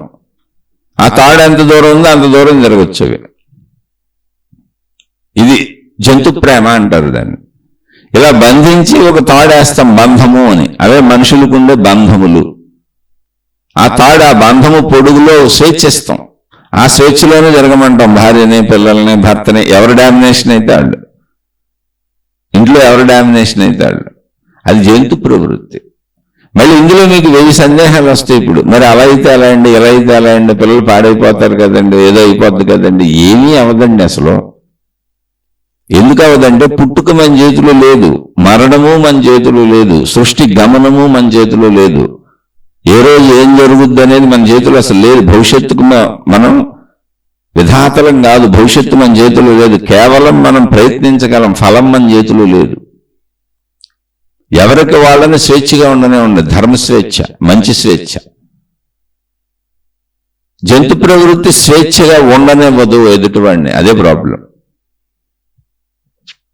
అందుకని ఇప్పుడు ఎవరైనా కంప్లైంట్ చేయటం అంటే ఏంటి అంటే, మనకి వాళ్ళు ఇలా ఉండాలని ఒక నిర్ధారణ ఉంది, వాళ్ళు ఇలా ఉండటం లేదని ఒక నిర్ధారణ ఉంది. ఆ నిర్ధారణలో అమ్మో ఏమైపోద్దో అనిపించేలా చేస్తున్నాయి. ఏమవుద్దు మనకేం తెలుసు? సాయంత్రం ప్రాణం పోతే ఎవరికైనా పోవచ్చు, మనకు పోవచ్చు, మన వాళ్ళకు పోవచ్చు, ఏ నిమిషం ఉండాలిపోవచ్చు, ఏదో ఒకటి జరగచ్చు. అలా ప్రపంచంలో జరిగేటువంటి వాటి గురించి మనం అసలు ఏం చేయలేము. మనం ఊరికనే మనకు తెలిసిన జ్ఞానంతో ప్రణాళికలు వేసుకుంటాం అంతే. చదువుకుంటే అందరికీ ఉద్యోగాలు వస్తాయన్న గ్యారంటీ లేదు, ఉద్యోగాలు వీళ్ళకి నచ్చినవి వస్తాయన్న గ్యారంటీ లేదు, ఎక్కడ దేనికి గ్యారంటీ లేదు. అలానే రావన్న గ్యారంటీ కూడా లేదు, రెండు ఉన్నాయి అక్కడ. అందుకని ఇక్కడ కంప్లైంట్ చేయటం కాదు, అసలు కంప్లైంట్ చేసే మనసుని ఆపేయాలి. ముందు ఎదుటివారి స్వేచ్ఛలో వాళ్ళని ఉండి, అసలు అందరూ అలా ఎవరి స్వేచ్ఛలో వాళ్ళని ఉండనిస్తే ప్రపంచంలో సగం ఘర్షణలు, సగం చెడులు తగ్గిపోతాయి. ఎందుకంటే స్వేచ్ఛలో నుంచి బయటకు రావడానికి మనుషులు తప్పుదారులు ఎత్తుక్కుంటారు. ఇప్పుడు మనం చెప్పే కదా, కుటుంబంలోనే బలవంతంగా నువ్వు నేను చెప్పినట్టే వినాలి అంటే ఖచ్చితంగా వాళ్ళు స్వేచ్ఛ కోసం అసత్యాలు ఎత్తుక్కుంటారు, తప్పుదావులు ఎత్తుక్కుంటారు, తప్పుడు మార్గాలు ఎత్తుక్కుంటారు. మనమే వాళ్ళని దొంగలుగా తయారు చేస్తాం. ఇటువంటి జీవితం నేను చూశాను, గడిపాను. అన్ని అసత్యాలు చెబితే తప్ప ఒక వ్యక్తి దగ్గర జీవించటమే కుదరదు అసలు. ఇప్పుడు ఆ వ్యక్తి దగ్గర ఉన్న వాళ్ళు కూడా అతనికి అన్ని అబద్ధాలు చెబుతారు, వాళ్ళకు కూడా తెలుసు అబద్ధాలు చెబుతారు. కానీ ఆ వ్యక్తి అలాగే ఉంటాడు, ఇంకా మనసు మారదు, మనుషుల్ని మార్చుకుంటూ ఉంటాడు, కొత్త కొత్త మనుషుల్ని మార్చుకుంటూ ఉంటాడు అంతే. అలాంటి మనుషులు చాలా చోట్ల ఉంటారు. ఇక్కడ సబ్జెక్టు మనం భరించలేకపోవడం. ఇప్పుడు వాళ్ళు ఎలా ఉంటే అలా ఉండనే ఉండే. ఎవరు కత్తులు కటారులు కొట్టుకుని మనం పొడిసేరు, కుటుంబ సభ్యులంటేనే కుటుంబంలోనే ప్రేమానుబంధాలు ఉంటాయి. కాకపోతే ప్రతి చిన్న విషయానికి ఇడ్లీ కాడ, అట్టుకాడ, దోశకాడ, పడుకునే కాడ, లేచే కాడ, కట్టుకునే కాడ ఏదో ఒకటి మాట్లాడుతున్నాం అనుకోండి, నాకు నచ్చినట్టు చెయ్యని. ఎందుకు? వాళ్ళకి నచ్చినట్టు ఉండొచ్చు కదా. వాళ్ళు ఎవరికి నచ్చినట్టు ఉండటం కదా వారి జీవితం అంటే. అసలు జీవితము అంటే ఏంటి? నాకు నచ్చినట్టు నేను ఉండటం, మీకు నచ్చినట్టు మీరు ఉండటం. మా ఇంట్లో ఉన్న నలుగురు కుటుంబ సభ్యులకి ఇప్పుడు పడుకోండి, ఇప్పుడు లేవండి అని నేను అసలు ఎప్పుడు చెప్పలేదు. ఎందుకని ఈ సత్యం నాకు అర్థమైంది. మరి ఏమండి అలాంటప్పుడు వాళ్ళు చెడిపోతే అసలు చెడిపోతారో బాగుపడతారో నా చేతిలో ఏముంది? మొత్తంగా చెడిపోవడం అనే విషయానికి వస్తే, మొత్తంగా నా చిన్నతనం నుంచి ఈనాటి వరకు అంటే 57 సంవత్సరాల కాల పర్యంతము నన్ను అసలు బాగుపడతాడు, బాగుపడ్డాడు అన్న ఒక్క వ్యక్తి కూడా అనలా. మా తల్లిదండ్రులతో సహా, మా కుటుంబ సభ్యులతో సహా, మా బంధుమిత్రులతో సహా. చిన్నతనం నుంచి నన్ను వీడు చెడిపోతాడు, చెడిపోయాడు అని చెబుతున్నారు. ఇప్పుడు కూడా అదే చెబుతున్నారు, అదే ప్రచారాలు చేస్తున్నారు. ఎందుకనంటే ఏం లేదు, నువ్వు మాకు నచ్చినట్లేవు, నువ్వు మాకు నచ్చినట్లేవు. నాకు తల్లి చిన్న వయసులోనే, నా సొంత తల్లి, నాకు జన్మనిచ్చిన తల్లి నాకు 5వ ఏట 6వ ఏట చనిపోయింది. మరలా మా తండ్రి గారు ఇంకో వివాహం చేసుకున్నారు, ఇంకో తల్లి నా జీవితంలోకి వచ్చింది. సరే, మరి నాకు ఏం తెలుసు ఏం తెలీదో, ఏం చేసేవాడునో, చిన్నతనం ఏం గుర్తుంటుంది? ఇప్పుడు 57 ఏళ్ల వయసు. కానీ మొత్తంగా కుటుంబంలో కానీ, బంధువులు కానీ, మిత్రులు కానీ, అంటే మాకు తెలిసిన సర్కిల్లో అందరూ ఇతను చెడిపోయాడు, ఇతను బాగుపడడు, ఇతను మంచివాడు కాదు. ఇప్పుడు కూడా అదే చెబుతున్నారు, ఇప్పుడు కూడా స్టిల్ అదే చెప్పుకుంటున్నారు. మీతో నేను ఈ శీర్షికలు పంచుకునే సమయానికి కూడా ఇప్పుడు కూడా అదే చెప్పుకుంటున్నారు అందరూ. ఎందుకనంటే ఏమీ లేదు, నువ్వు మాకు నచ్చినట్లు అంతే. కాబట్టి దాన్నే ప్రచారం చేస్తాం మేము. సపోజ్ నన్ను ఎవరైనా మంచివాళ్ళు అన్నారనుకోండి, వాళ్ళందరూ పాపం మోసపోయారనుకున్నారు. నన్ను మంచివాడు అనే వాళ్ళు చాలా మంది ఉన్నారు చిన్నప్పటి నుంచి, అలా లేకపోలేదు. కానీ చెడ్డవాడని ప్రచారం చేయడం ఎక్కువగా ఉంది. అయితే రెండు నన్ను నష్టపరచలేదు. మంచివాడన్నా చెడ్డవాడన్నా ఏది నష్టపరచలేదు. చెడ్డవాడన్న వాళ్ళందరికీ దూరంగా జరిగి వచ్చాను. మంచివాడు అనుకున్న వాళ్ళందరూ దగ్గరకు వచ్చి అప్పుడప్పుడు కలిసి వెళ్తూ ఉంటారు. జీవితం అలా సాగుతూ ఉంటుంది. ఏముంది, మంచివాడైనా చెడ్డవాడైనా నా జీవితం నేనే బతకాలి. కానీ మనుషులు ఇలాగే ఉంటారు. నువ్వు నాకు నచ్చనట్టుగా ఉన్నావు కనుక, నేను చెప్పినట్టుగా లేవు కనుక, నువ్వు నా మాట వినటం లేదు కనుక నువ్వు చెడ్డవాడివే, నువ్వు చెడనే ప్రచారం చేస్తాను. ఆ తల్లి అయినా, తండ్రి అయినా, భర్త అయినా, భార్య అయినా, ఏ బంధమైనా అలాగే ఉంది. అది జంతువు, అలా మాట్లాడేది జంతువు. ఆ జంతువు మనలో ఉందా లేదా అది చూసుకోవాలి. ఎదుటి వాళ్ళలో ఎంత జంతువు ఉందో ఎతికితే మళ్ళీ అది మన జంతు ప్రవృత్తి. ఇప్పుడు నన్ను చెడ్డవాళ్ళు అన్న వాళ్ళందరూ జంతు ప్రవృత్తితో అన్నారని నేను చెప్పాను అనుకోండి, అది నాలో జంతు ప్రవృత్తి. నేను అసలు అలా చెప్పను, వాళ్ళకి అలా అనిపించింది పాపం అంతే. లేదా నేను చిన్నతనంలో అటువంటి చెడ్డ పనులు చేసి ఉండొచ్చు, నాకు తెలియదేమో. ఇప్పుడు 57 ఏళ్ల వయసు కదా ఇది నాది. ఇక ఆ ముద్ర పడిపోయి ఆ అభిప్రాయాల్లో ఉండి చిన్నప్పటి నుంచి అన్ని చెడ్డ పనులే చేశాడు, చెడ్డదిగానే ఉన్నాడు, మనం చెప్పినట్టు వినలేదు కాబట్టి ఇప్పుడు కూడా చెడ్డవాడు అనుకుంటున్నారేమో. మేబీ ఆ పాయింట్ నాకు తెలియదు. అసలు ఎదుటి వాళ్ళు మన ఎందుకు చెడ్డవాడు అనుకుంటున్నారు మనకు ఎలా తెలుస్తుంది? అది వాళ్ళ భావాల్లో పుట్టింది కదా. అక్కడికి ఆ విషయాన్ని వదిలేయటమే. అందుకే జీవితకాల మౌనం పెట్టుకున్నాను. జీవితకాల మౌనం ఎందుకు పెట్టుకున్నానంటే అతి దగ్గర సంబంధ బాంధవ్యాలు అవి. ఘర్షణలు ఎందుకు, గొడవలు ఎందుకు, మౌనంగా ఉంటే అయిపోయేదానికి. అంటే ఇది ఆధ్యాత్మికతలోంచి పుట్టుకొస్తుంది. మరి ఎలాగండి, అలా అయితే ఎలాగండి, ఎలాగైతే ఎలాగండి, ఎలాగైతే 1000 ప్రశ్నలు వస్తాయి. 1000 ప్రశ్నలు వేసుకునే ముందు ఇప్పుడు నేను మౌనం పెట్టుకున్నా. మౌనం పెట్టుకోవడానికి ముందు నా గురించి చెబుతున్నా, నాకు ఇతరుల గురించి అలా తెలుస్తుంది. నేను కోట్ల రూపాయల టర్నోవర్తో బిజినెస్లు చేసేవాడిని. నాకు అసలు ఆదాయానికి లోటు లేకపోగా నేనే ఒక 100 మందికి పెట్టేవాడిని. రోజు ఒక 100 మందికి నేనే భోజనాలు పెట్టేవాడిని. నిత్యం ఒక క్యాంటీన్లో వంటలు వండుతూనే ఉండేవాళ్ళు. అటువంటి వాడిని జీవితకాల మౌనం పెట్టుకొని ఇప్పుడు రూపాయి సంపాదన లేకుండా ఆగిపోయాను. First point. నష్టపోతారు మరి. అది నష్టమని మీరు అనుకుంటే, నేను అనుకోవట్లేదు. అప్పుడు ఉందో పెట్టాను, ఇప్పుడు ఉన్న దాంట్లో సర్దుకుంటున్నాను, అంతే. సింపుల్. నష్టం కష్టం మనసుకు లేదు, నా నిర్ణయమే కదా జీవితకాల మౌనం అనేది. నాకు డబ్బు కావాలి, మనుషులు కావాలి, కీర్తి కావాలి, ఎవరికి సాగినట్టే సాగాలి, మళ్ళీ నాకు అన్నీ ఉండాలి. కానీ నన్ను ఎవరు ఏమనకూడదు, నన్ను అందరూ మెచ్చుకోవాలి, అందరూ నాకు అనుకూలంగా ఉండాలని జంతు ప్రవృత్తి అది. ఖచ్చితంగా నువ్వు ఏదో ఒకటి కోల్పోతావు, ఏదో ఒకటి త్యాగం చేయాలి. నేను ధనాన్ని త్యాగం చేశాను. నాకు తెలుసు నేను ఇప్పుడు వీళ్ళందరినీ వదులుకోవాలంటే ధనాన్ని కూడా వదులుకోవాలి. కాబట్టి ధనాన్ని వదులుకున్నాను. నేను వదులుకున్న ధనము కోట్లు, లక్షలు కాదు, కోట్లు. పోనీ దాని మీద నా పైన ఎవరైనా ఉన్నారా పెత్తనం చేసేవాడు? లేదు, మొత్తం నేనే పెత్తనం చేసేవాడిని. మొత్తం అంతా నాదే అధికారం. నేనే సంపాదించి నేనే అధికారంగా ఉండి అక్కడ కూర్చొని ఆ సీట్లో కూర్చొని నేనే మా వాళ్ళకి డబ్బులు ఇచ్చేవాడిని.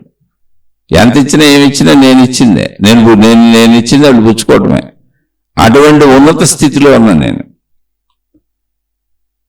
వేల మందితో సంబంధ బాంధవ్యాలు ఉండే, నా చుట్టూ 100 మంది ఉండేవాళ్ళు. ఏ చిన్న కార్యము ఆగేది కాదు. అంటే డబ్బుకు లోటు లేదు, కీర్తి ప్రతిష్టలకు లోటు లేదు, సుఖభోగాలకు లోటు లేదు. అసలు నాకు ఏ పని ఆగదు. ఇంకేం కావాలి మనిషికి? దాన్ని స్వర్గము అనుకోవచ్చు. అన్నీ సాగిపోతాయి, ఒక మహారాజుకు సాగినట్టు సాగిపోతాయి. ఒక చిన్న సైజు మామూలుగా చెబుతున్నాను. అయితే మరి నేను ఇప్పుడు జీవితకాలం మౌనం ఎందుకు పెట్టుకున్నాను? అన్ని సాగిపోతున్నా నాకుండే ఇబ్బంది నాకుంది. నువ్వు మా మాట వింటలేదు, నాకు నచ్చినట్లు, మేము చెప్పింది చేయట్లేదు, ఆ గొడవ ఈ గొడవ. నిత్య గొడవలు ఎప్పుడూ ఉంటాయి మనుషులతో. ఎందుకు అసలు అందరితో గొడవలో? వదిలేద్దాం దీన్ని. ఇక్కడికి ప్రశాంతంగా ఉందాం, హాయిగా ఉందాం, నిశ్శబ్దంగా ఉందాం, మనసుని ప్రశాంతంగా పెట్టుకుందాం. ఎందుకని చిన్నతనం నుంచి మళ్ళీ నేను ఈ ఆధ్యాత్మిక గ్రంథాలు కూడా చదువుతూ వచ్చాను, సత్యం కూడా తెలుసుకుంటూ వచ్చాను. అయితే మరి ఇప్పుడు ఏం చేయాలి? నేను ఏదో ఒకటి చేయాలి, ఏదో ఒకటి వదులుకోకుండా ఇంకోటి రాదు. అలాగే ఉండి అవన్నీ పొందాలి అంటే వీళ్ళతో ఈ ఘర్షణలో, వీళ్ళు పెట్టే బాధలో, ఈ మానసిక బాధల్లో ఘర్షణలు పడుతూనే ఉండాలి. అంటే ఒక మాటలో మనసు చంపుకొని, అభిప్రాయాలు చంపుకొని బతుకుతూనే ఉండాలి. అలా ఎప్పుడు అనిపిస్తుంది? ప్రతి మనిషికి అలా ఉంటుంది. నువ్వేమి ఎన్నుకుంటావు అంతే. నేను దీన్ని ఎన్నుకున్నా. మొత్తం డబ్బును వదిలేసా, కీర్తి ప్రతిష్టలు వదిలేసా, మనుషులను వదిలేసా, జీరో ఇప్పుడు నేను. కానీ నేను మనశ్శాంతిగా ఉన్నా. ప్రశాంతంగా ఉన్నా. దానికి సమస్తం వదిలేశా. సమస్తం అంటే ఇంక మనుషులు లేరు జీవితకాలం మౌనం. మొత్తం అప్పటి వరకు ఉన్నటువంటి మొత్తం వ్యాపారాలు ఇవన్నీ ఏమి నావి కాదు, వాటి మీద పెత్తనమే నాది, నేను చేశాను అంతే. ఎవరి వాళ్ళకి అప్పచెప్పేశా. ఇప్పుడు నాకు రూపాయి ఆదాయం లేదు, నా పిల్లలు సెటిల్ అవ్వలేదు, కుటుంబ పరంగా నేను అతి సామాన్య జీవితం గడుపుతున్నా. ఒకప్పుడు రాజవైభవం నడిచింది నాకు. అయితే అది నా నిర్ణయంతోనే జరిగింది. ఇప్పుడు అందులో దుఃఖమే ఉంది. ఇలాగే ఉంటుంది ఇప్పుడు జీవితం. అందులో నువ్వేం వదలగలవో వదలలేనప్పుడు ప్రశ్నలు పడుతూ ఉంటాయి. ఎందుకని ఇక్కడ అసలు ఏది మన నిర్ణయంతో. ఇప్పుడు రాజవైభవం అయినా రాజు చచ్చిపోతాడు, మంత్రి చచ్చిపోతాడు, భటుడు చచ్చిపోతాడు, పేదవాడు చచ్చిపోతాడు, ధనికుడు చచ్చిపోతాడు. పేదవాడికి రోగాలు వస్తాయి, ధనికుడికి రోగాలు వస్తాయి. అందరికీ కాలం ఎదురు తిరుగుతూనే ఉంటుంది. కాలంలో అందరూ కష్టాలకు లోనవుతారు, సుఖాలకు లోనవుతారు. ఇక్కడ ఉన్నాయి రెండే సుఖ దుఃఖములు, జనన మరణములు. సృష్టి అంతా ద్వంద్వము అంతే, ప్రకృతి వికృతి. పుట్టాడు అంటే చనిపోతాడు. ఎలాగోలా బతికించుకున్నాము అంటే అసలు మనం బతుకుతామా ఎలాగోలా ఇంకోళ్ళని బతికించడానికి? అందుకని ఇక్కడ విషయాలు ఏంటంటే నువ్వు దాన్ని ఎంత పట్టుకుంటావు, ఎంత వదులుతావు అని నీ మనసు చేస్తున్నటువంటి గ్యారంటీ అది. నేను ఇప్పుడు చెప్పే నా కుటుంబ సభ్యులు ఎవరికి నేను ఎటువంటి ఆంక్షలు పెట్టను. ఈ ఒక్కటే కాదు, ఎందుకంటే నాకు అర్థమైంది. అలా నేను ఆంక్షలు పెట్టను కదా. పోనీ వాళ్ళందరూ ఆనందంగా ఉన్నారా అంటే ఖచ్చితంగా ఉండరు. ఇప్పుడు మేము నలుగురు ఉన్నాం, నలుగురు కుటుంబ సభ్యులకి ఆంక్షలు పెట్టరు కదా. వాళ్ళు నాకు పెట్టరు, నేను వాళ్ళకి పెట్టను. మరి ఆనందంగా ఉన్నారంటే ఉండరు, లేరు అని చెబుతాను నేను. ఎందుకని అంటే ఎవరికైనా ఆనందం ఎప్పుడు వస్తుందంటే నా మాటను మీరు అంగీకరించినప్పుడు, నా ఇష్టమును మీరు కూడా ఇష్టం అనుకున్నప్పుడు, నా అభిప్రాయమును మీరు కూడా మీ సొంత అభిప్రాయముగా భావించుకొని నన్ను సమర్థించినప్పుడు, అంటే నా ప్రతి చర్యను మీరు మీ చర్యగా మలుచుకొని అవును అవునంటూ నా చర్యలో కలిసిపోయినప్పుడు. అలా కుదురుతుందా అసలు ఏ మనుషులకైనా? ఏ మనుషులకైనా కుదురుతుందా? కుదరదు. కానీ కొంతలో స్వేచ్ఛగా గొడవలు పడకుండా ఉంటారు అంతే. కానీ సంతృప్తికరమైన పూర్ణ ఆనందం అక్కడ రాదు అసలు. నేను మా ఇంట్లో కుటుంబ సభ్యులు ఎవరు నాకు ఎటువంటి ఆంక్షలు పెట్టరు, నేను వాళ్ళకి ఎటువంటి ఆంక్షలు పెట్టను. కానీ నా పడుకునే టైం నాది, నా లేచే టైం నాది, నా తినే టైం నాది, నా తాగే టైం నాది. దానికి ఏర్పాట్లు నేను చేసుకుంటాను. ఒకవేళ మా వాళ్ళు లేటుగా లెగిస్తారనుకోండి, నేను బందలుగా లేచాను అనుకోండి, నేను వెళ్ళి కాఫీ పెట్టుకు తాగేస్తాను. అప్పుడు ఇవన్నీ ఏమైంది, మళ్ళీ ఒకే ఇంట్లో ఉన్న నలుగురు ఎవరి జీవితాలు వాళ్ళు జీవించుకుంటున్నట్టుంది. ఎందుకంటే మాకు అలా ఫెసిలిటీ ఉన్నాయి. ఎవరి రూములు వాళ్ళు ఉండొచ్చు. మా ఇల్లు 3 ఫ్లోర్లో ఉంటుంది. ఒకప్పుడు పెద్ద బిజినెస్లు అవన్నీ నిర్వహించాం కాబట్టి అది మా ఇంట్లోనే ఆఫీస్ పెట్టాం. ఆఫీస్ మొత్తానికి ఒక పెద్ద ఫ్లోర్ ఉంటుంది అసలు. ఇప్పుడు ఆఫీస్ తీసేసాను, ఖాళీ అయిపోయింది. ఉన్న నలుగురు 3 ఫ్లోర్లు ఎక్కడైనా ఉండొచ్చు. ఇప్పుడు అలా చూస్తే ఎవరికి వారు యమునా తీరేలో జీవిస్తున్నట్టు ఉంటుంది మా జీవితం అంతా. ఇలా ఆంక్షలు పెట్టుకోకపోవడం వలన, ఎవరి స్వేచ్ఛలో వాళ్ళు ఉండొచ్చు అనడం వలన ఎవరు ఏ తప్పులు చేయరు అసలు. అందరూ ఇంకొకరికి అనుకూలంగా ఉందామని ప్రయత్నిస్తూ ఉంటారు. కానీ అన్ని చోట్ల ఎలా కుదురుతుంది? నేను లేచినప్పుడు అందరూ లేవాలంటే ఎలా కుదురుతుంది? నేను కాలకృత్యాలు తీర్చుకున్నప్పుడు అందరూ తీర్చుకోవాలంటే ఒకరు ఎలా కుదురుతుంది? అసలు శరీర తీరులోనే ఒకళ్ళకి కాలకృత్యాలు తీర్చుకోవటం అనేది మలమూత్ర విసర్జనలో ఒక్కొక్క టైంకి వస్తాయి. శారీరక ధర్మాలు గోళ్ళు ఉంటాయి అక్కడ. అలా గమనించినప్పుడు అసలు ఎవరికి వారే యమునా తీరేలా జీవిస్తున్నట్టు ఉంటుంది. లేదా అందరూ కలిసి గ్రూప్గా ఒక చోట చక్కగా ఆనందంగా నవ్వుకుంటూ సినిమాల్లో చూపించినట్టుగా అలా ఒక సీన్ చూపిస్తారు అంతే. భోజనాలు బల్లకాడో లేకపోతే కబుర్లు చెప్పుకుంటున్నాం. అలా ఎప్పుడు చిరునవ్వులు చెందించడం అనేది అసాధ్యం. అప్పుడు ఎలా వస్తాయి చిరునవ్వులు అంటే ఒక వ్యక్తిని అందరూ అంగీకరించాలి. ఆ ఒక వ్యక్తి ఎవరైనా కావచ్చు. అందరికీ ఒక భావమే పుట్టాలి, అందరికీ ఒకసారి మెలకు రావాలి, అందరికీ ఒకసారి నిద్ర రావాలి, అందరికీ ఒక ఐటమ్ తినాలనిపించాలి, అందరి కాలకృత్యాలు ఒకసారి తీర్చుకోవాలనిపించాలి. అప్పుడు కూడా ఇబ్బంది, బాత్రూమ్ ఇబ్బంది వస్తుంది. మళ్ళీ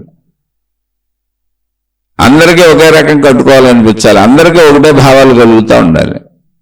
అప్పుడు అందరూ ఆ భావాన్ని అంగీకరిస్తూ ఉండాలి. ఇది అసలు ప్రపంచంలో సాధ్యమా? అసాధ్యము. మీరు ఆలోచించండి. ఎవరికి అలా సృష్టి అలా ఉండదు అసలు. అప్పుడు ఏం చేయాలి? ఎవరి మీద ఆంక్షలు పెట్టకుండా ఉండడం నేర్చుకోవాలి. అది ఆంక్షలు పెట్టే జంతువు. బలవంతంగా నువ్వు ఇలాగే ఉండాలి, ఇదే తినాలి, ఇదే చేయాలి, ఇదే ఇదే ఇదే ఇదే అనే జంతువు. అలానే పిల్లలు తెలియని వాళ్ళకి చెప్పొద్దని కాదు. ఏమన్నా చెప్పొద్దు అంటారు, అసలు వదిలేయమంటారు కాదు. మా పిల్లలు పెద్దోళ్ళు అయిపోయారు. నా కుటుంబం నేను చెబుతున్నా. మా అమ్మాయి ఎంఎస్ చేసేసింది, అమెరికా వెళ్ళి చదువుకొచ్చింది. నేనేమో పక్కన ఉన్న అనకాపల్లి కూడా దాటలేదు ఎప్పుడు. అమెరికా వెళ్ళి చదువుకొచ్చిన పిల్లలకి, నాకంటే జ్ఞానం నేర్చుకున్న పిల్లలకి ఇంకా నేను చెప్పేది ఏంటి? వాళ్ళ జీవితం వాళ్ళకి తెలీదా? అది చెప్పవలసిన అవసరమే లేదు.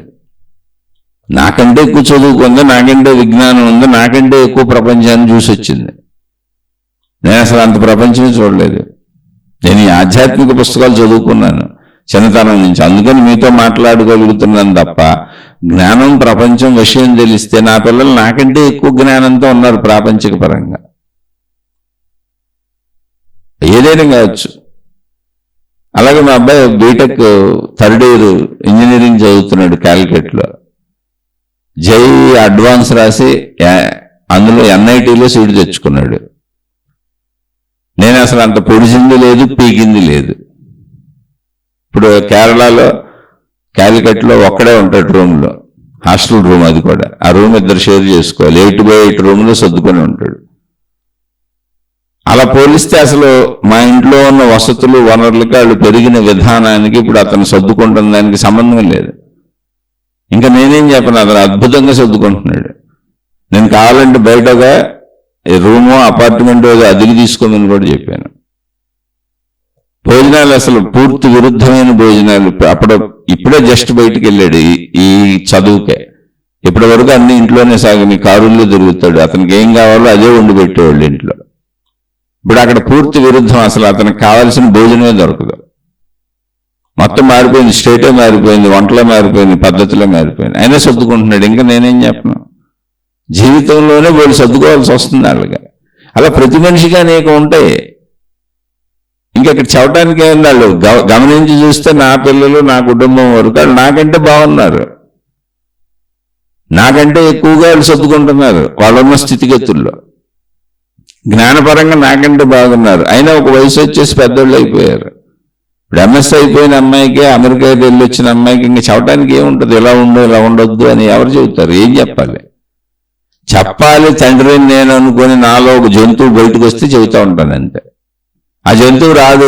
నేనే చదువుతున్నాక నాకంటే ఎక్కువ చదువుకొని, నాకంటే ఎక్కువ తెలుసుకొని, నాకంటే ఎక్కువ ప్రపంచాన్ని చూసి ఇంకా వాళ్ళకి నేనేం చెప్పను? జ్ఞానపరంగా నాకంటే ఆధిక్యతలో ఉన్నారు. అయితే ఈ విషయాలు అది చెప్పలేకపోవచ్చు, ఎందుకంటే నేను చిన్నప్పటి నుంచి చదువుకున్నాను. ఇలా ఒక ఉపన్యాసం చెప్పలేకపోవచ్చు, లేదా చెప్పగలిగి కూడా ఉండొచ్చు. ఎందుకంటే వాళ్ళకి ఈ ఆధ్యాత్మికత, ఈ గురువులు ఇది కూడా అలవాటు చేశాను. నాకున్నది వాళ్ళకి అలవాటు అవుద్దిగా. అది కూడా వింటారు, అది కూడా తిరుగుతారు. కానీ వాళ్ళ వయసు ప్రకారం వాళ్ళు పనిచేస్తారు. అప్పుడు నేనేం చెప్పను, ఇంకేం చెప్పను. ఇక్కడ ఇది ఆలోచన అంటే అంటున్నా. అందుకని ఎవరికి ఎటువంటి రూల్స్ లేవు. అంటే ఒకడు పెట్టే రూల్స్ లేవు. మా ఇంటి వరకు చెబుతున్నాను. ఇక వాళ్ళు చేసే వాటిలో చిన్న చిన్న తప్పులు ఒకవేళ గమనికలోకి వచ్చినా అవి కూడా చెప్పను.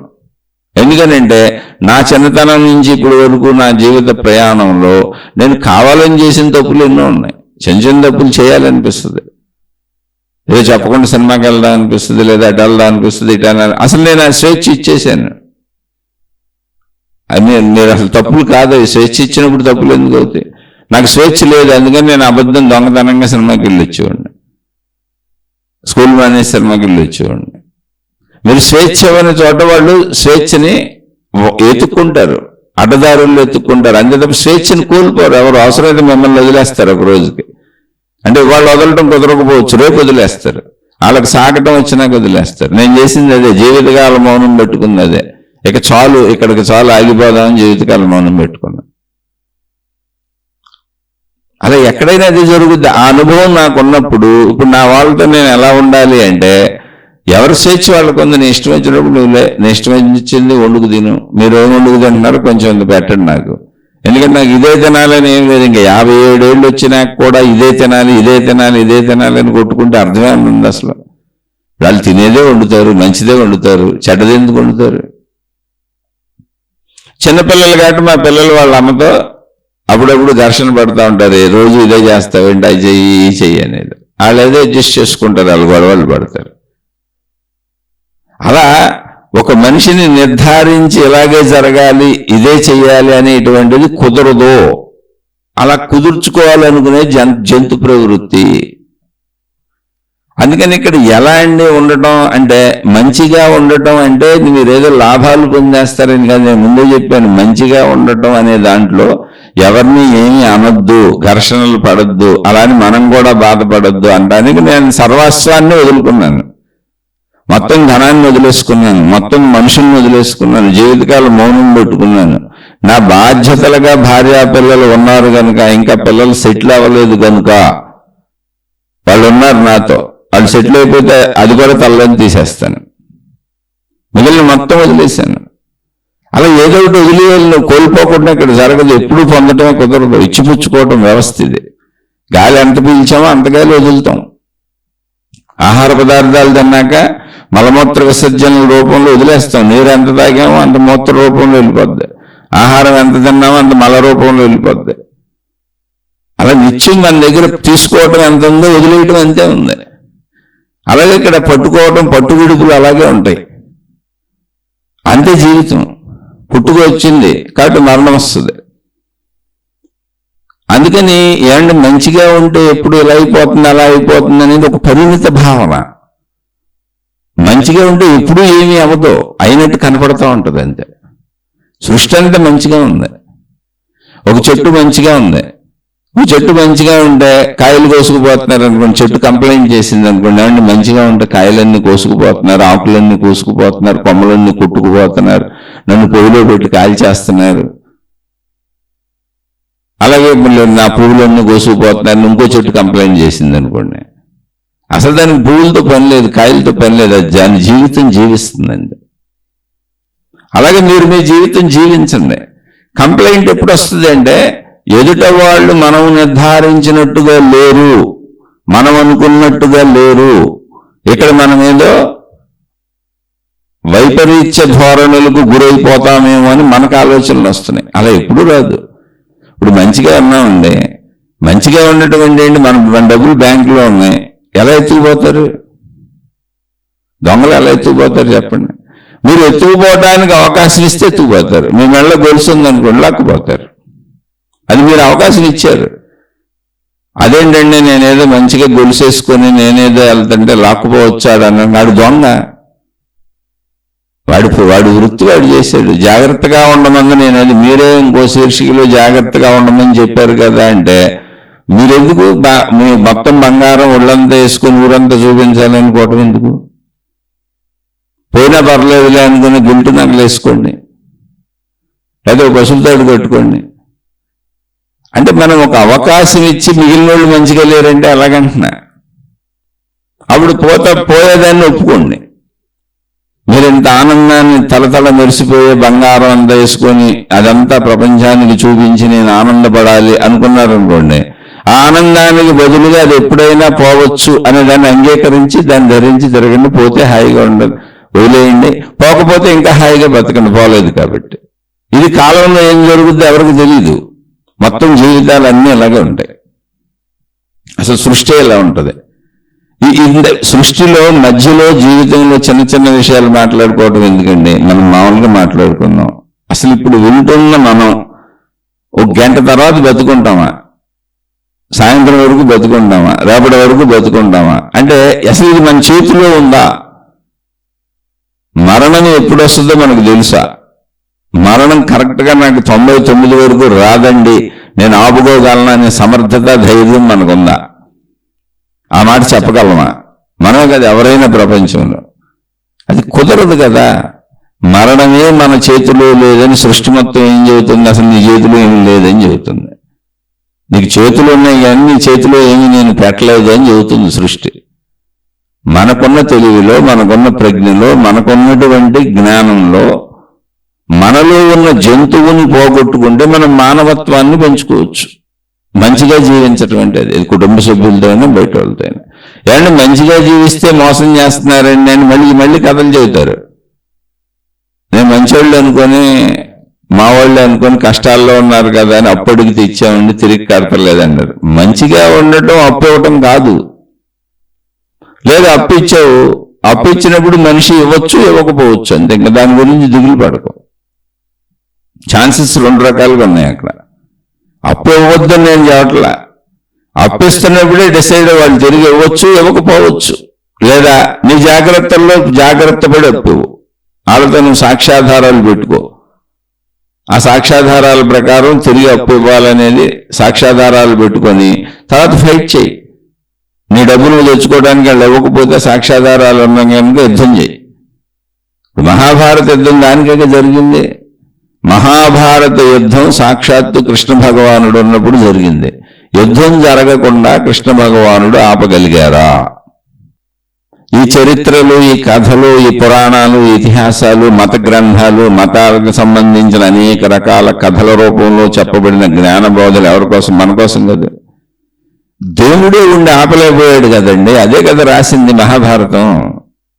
మహాభారతం చెబుతుంది ఏంటి? అక్కడ దేవుడు అక్కడే ఉన్నాడు. దేవుడితో కూడా 2 మంది యుద్ధాలు చేశారు. కృష్ణుడు ఆయన ఉన్నంత వరకు యుద్ధాలు చేస్తూనే ఉన్నాడు. ఎంతో మంది ఆయన మీద స్వయంగా దండయాత్రలు చేసిన వాళ్ళు ఉన్నారు. ఇక మహాభారత యుద్ధం ఆయన దగ్గరుండి జరిపించారు. ఎందుకని? ఆయన దూతగా వెళ్ళారు. యుద్ధం వద్దులే, దుర్యోధనుడితో మాట్లాడి యుద్ధం లేకుండా చేద్దామని దూతగా వెళ్ళారు. వాడు వినలేదు. అంటే దేవుడు చెప్పిన ఇక్కడ ఎవరు వినరు. కాబట్టి అప్పుడు ఏం చేస్తాడు దేవుడు? యుద్ధం చేస్తాడు. యుద్ధం జరుగుతుంది. యుద్ధం చేయించాడు ఆయన దగ్గరుండి. ఏదో ఒకటి దాన్ని మీరు ఆపలేరు. దేవుడే వచ్చినా దాన్ని ఆపలేడు జరిగేదాన్ని. ఎందుకంటే ఆ ప్రవృత్తి మనిషి మారాలనుకుంటే తప్ప మనిషిని ఎవరు మార్చలేరు. ఇప్పుడు దుర్యోధనుడిని మార్చడం కుదరలేదు. కుదరకే యుద్ధం జరిగింది. అదే సాక్ష్యం. రావణాసురుణ్ణి మార్చడం కుదరలేదు. అందుకే రామాయణంలో అంత యుద్ధం శ్రీరామచంద్రుడు చేయాల్సి వచ్చింది. కైకేయి మనసు మార్చటం సాక్షాత్తు ఆవిడ భర్త అయినటువంటి రాముడు తండ్రి అయినటువంటి దశరథుడికి కుదరలేదు. భార్య మనసు మార్చలేకపోయాడు ఆయన. దానివల్ల రాముడు వనవాసానికి వెళ్ళిపోవాల్సి వచ్చింది, దశరథుడు చనిపోవాల్సి వచ్చింది. మనసు మార్చలేక, కేవలం ఇంట్లో కుటుంబ బంధాల మధ్య సొంత భర్త సొంత భార్య మనసు మార్చలేక, ఆమె కోరికను ఆపుకో తప్పని చెప్పలేక ఆయన చనిపోయాడు. ప్రాణత్యాగం చేయాల్సి వచ్చింది ఆయన. రాముడు వనవాసానికి వెళ్ళాల్సి వచ్చింది. ఇంకా మీరు చరిత్రలు చదివి ఏం నేర్చుకుంటున్నారు? ఇది ఇలాగే ఉంటుంది ఎప్పటికే. జీవితాన్ని ఏదో ఒక రకంగా మీకు నచ్చిన వైపుకి మలిచేసుకుందామని అసలు ట్రై చేయకండి. అది మీ కుటుంబం అయినా, భార్య అయినా, భర్త అయినా, కొడుకైనా, కూతురైనా, ఏ బంధమైనా ఎవరు అనుకున్నట్టు అది సాగిపోద్ది. మీరు అనుకున్నట్టుగా మొత్తం అది సాగటం అసంభవం. చరిత్ర సాక్ష్యాలన్నవే. చరిత్రలో సాక్ష్యాలన్నవే. వాటినే మనకి కథల రూపంలో అందించారు, పురాణాల రూపంలో అందించారు, ఇతిహాసాల రూపంలో అందించారు, జ్ఞాన గ్రంథాల రూపంలో అందించారు, మతాల రూపాలలో బోధలన్నవే. నువ్వు ఒక్కడే మంచిగా ఉండొచ్చు. రాముడు తానొక్కడో మంచిగా ఉండటానికి ట్రై చేశారు ఆయన. ఇంట్లో కుటుంబ సభ్యులతో గొడవలు ఎందుకు? కుటుంబ సభ్యుల మధ్య ఘర్షణలు ఎందుకు? రాజ్యాధికారం నిజంగా రాముడిదే. కానీ తన సవతి తల్లి రాజ్యాధికారం కోరుకుంటుంది తన కుమారుడికి. తన తమ్ముడే కదా, మంచోడు ఎప్పుడు అలాగే ఉంటాడు. నా తమ్ముడు అయితే ఏంటి, నేనైతే ఏంటి, మంచితనం ఏంటది. ఏమంటే మంచితనం అయితే రాజ్యం పోతుంది కదా అంటే పోద్దంగా వదులుకోగలిగితేనే మరి దైవత్వం. దైవత్వ స్థాయి వరకు అందరూ వెళ్ళొచ్చు అని మీరు అన్నారు. వెళ్ళలేదు. వెళ్తే మనకు అసలు ఈ ప్రశ్నే పుట్టదు. దైవత్వ స్థాయి వరకు వెళ్ళిన వాడు శ్రీరామచంద్రుడు అందుకే దేవుడిగా ఆరాధింపబడ్డాడు. మనం ఎందుకు ఆరాధింపబడతాం? అంత ఈజీగా ఇంకా శీర్షికి అని చెప్పుకున్నంత తేలిక. దైవత్వ స్థాయి వరకు వెళ్ళినవాడు శ్రీరామచంద్రుడు, దైవత్వ స్థాయి వరకు వెళ్ళినవాడు శ్రీకృష్ణ భగవానుడు. అలానే వాళ్ళ జీవితాల్లో అన్ని ఘర్షణలు యుద్ధాలే ఉన్నాయి. ఇంకా మన జీవితమే చాలా ప్రశాంతంగా ఉంది వాళ్ళతో పోల్చుకుంటే. మనకు అన్ని కష్టాలు లేవు, అసలు మనకు అన్ని ఇబ్బందులు లేవు. అందుకని జాగ్రత్తగా విషయాన్ని అర్థం చేసుకోండి. కుటుంబ కలహములు ఎందుకు అని, నా తమ్ముడు రాజ్యం చేస్తే ఏంటి, నేను రాజ్యం చేస్తే ఏంటి, ఇక్కడ వదిలేసేది సంపదలే కదా, ఏముందని. తన బాధ్యత తన భార్య కనుక ఇంకా మిగిలిన బాధ్యతలు తనకు లేవు కనుక తన అరణ్యానికి చక్కగా తన భార్యను తీసుకెళ్ళిపోయాడు. ఆయన ఇష్టపడే లక్ష్మణుడు, అయ్యా నేను మీతో వస్తానన్నాడు. అలాగే నాయన, నీ ఇష్టం, అభిమానం ఉంటే రా, నేను వద్దంటలేదు, కానీ నువ్వు కూడా అక్కర్లేదు అని చెప్పారు ఆయన. లేదు నేను వస్తా అన్నాడు. ముగ్గురు వెళ్ళిపోయారు. మంచితనం అంటే అది, ధర్మము అంటే అది. అంటే కుటుంబం బలవంతంగా నాకు రాజ్య హక్కు ఉందే, నేనే రాజుగా ఉండొచ్చు. దశరథుడు కూడా రాముడికి సలహా ఇచ్చాడు. ఏంటి అంటే, నన్ను జైల్లో పడేసి నువ్వు రాజ్య సింహాసనం తీసుకో, తప్పు కాదు, ఎందుకంటే నీకు హక్కు ఉంది అని. ప్రజలు కూడా నిన్నే రాజుగా కోరుకుంటున్నారు అని. ప్రజలు కోరుకోవచ్చు కాక, తండ్రి చెప్పొచ్చు కాక, ఈ గొడవలేంటి, ఈ గోళ్ళేంటి, ఇంట్లో కూర్చుంటే మళ్ళీ ఆ సవత్తలు ఊరుకుంటుందా? మళ్ళీ రప్చరేగా. ఒకవేళ బలవంతంగా ఏం చేసినా, బలవంతంగా అసలు తండ్రిని జైల్లో వేసేసి ఈ రాజ్యం నాకెందుకు, మంచివాళ్ళు ఎవరైనా చేస్తారట. అందుకని ఆయన తన మంచితనాన్ని వ్యక్తపరచడానికి వెళ్ళిపోయారు. ఆయన వ్యక్తపరిచి వెళ్ళిపోయారు. ఆయన మంచివాడు. తన భార్యని వదిలిపెట్టారో లేదు. భార్యని రావణాసురుడు ఎత్తుకుపోయాడు అక్కడ మళ్ళీ. ఎందుకని సెక్యూరిటీ లేదు అక్కడ, ఏదో వనవాసం. ఆ వనవాసంలో ఏముందా, నేల మీద పడుకుంటున్నారు, అక్కడ దొరికిన పండు ఫలాలు తింటున్నారు. మహారాజు ఆయన. అప్పటి వరకు ఆయన అనుభవించిన వైభవం మామూలు వైభవం కాదు. ఇప్పుడు చెట్లు పొట్ల మధ్య, జంతువుల మధ్య, అడవిలో బతుకుతున్నారు. అక్కడ రావణాసురుడు వచ్చి ఎత్తుకుపోయాడు మళ్ళీ ఆవిడ్ని. వదిలేరా, తన కర్తవ్యం కోసం ఎంత దూరమైనా వెళ్ళారు. అది మళ్ళీ మంచితనం. తన భార్యను రక్షించుకోవడం తన కర్తవ్యము అని ఎంత దూరమైనా వెళ్ళారు, ఎంత యుద్ధమైనా చేశారు, రావణాసురుడిని చంపేశారు. ఇప్పుడు ఈ కథ చెప్పామనుకోండి, మళ్ళీ మనకేం అర్థమవుతుందో తెలుసా, నా భార్య కోసం నేను ఎంత దూరమైనా వెళ్తాను, మా ఆవిడ పట్టుచీరలో, నగలో, కార్లు, బిల్డింగ్లు అడుగుతుంది కాబట్టి నేను మోసాలు చేసి, అన్యాయాలు చేసి, ఎన్ని యుద్ధాలైనా చేసి, ఎన్ని తప్పుడు రకాల పనులతోనైనా యుద్ధాలు చేసి, ఎంతమందితోనైనా యుద్ధాలు చేసి, లంచాలు తీసుకుని అడిగినవన్నీ తెచ్చిస్తానంటాడు ఒకడు. ఆడికి అలా అర్థమవుతుంది. ఒరే కాదురా నాయన, మంచిగా బతకడం అంటే అది కాదు. యుద్ధానికి వెళ్ళిన చోట కూడా రావణాసురుడికి చెప్పాడు రాముడు, 3 సార్లు కబుర్లు చేశాడు.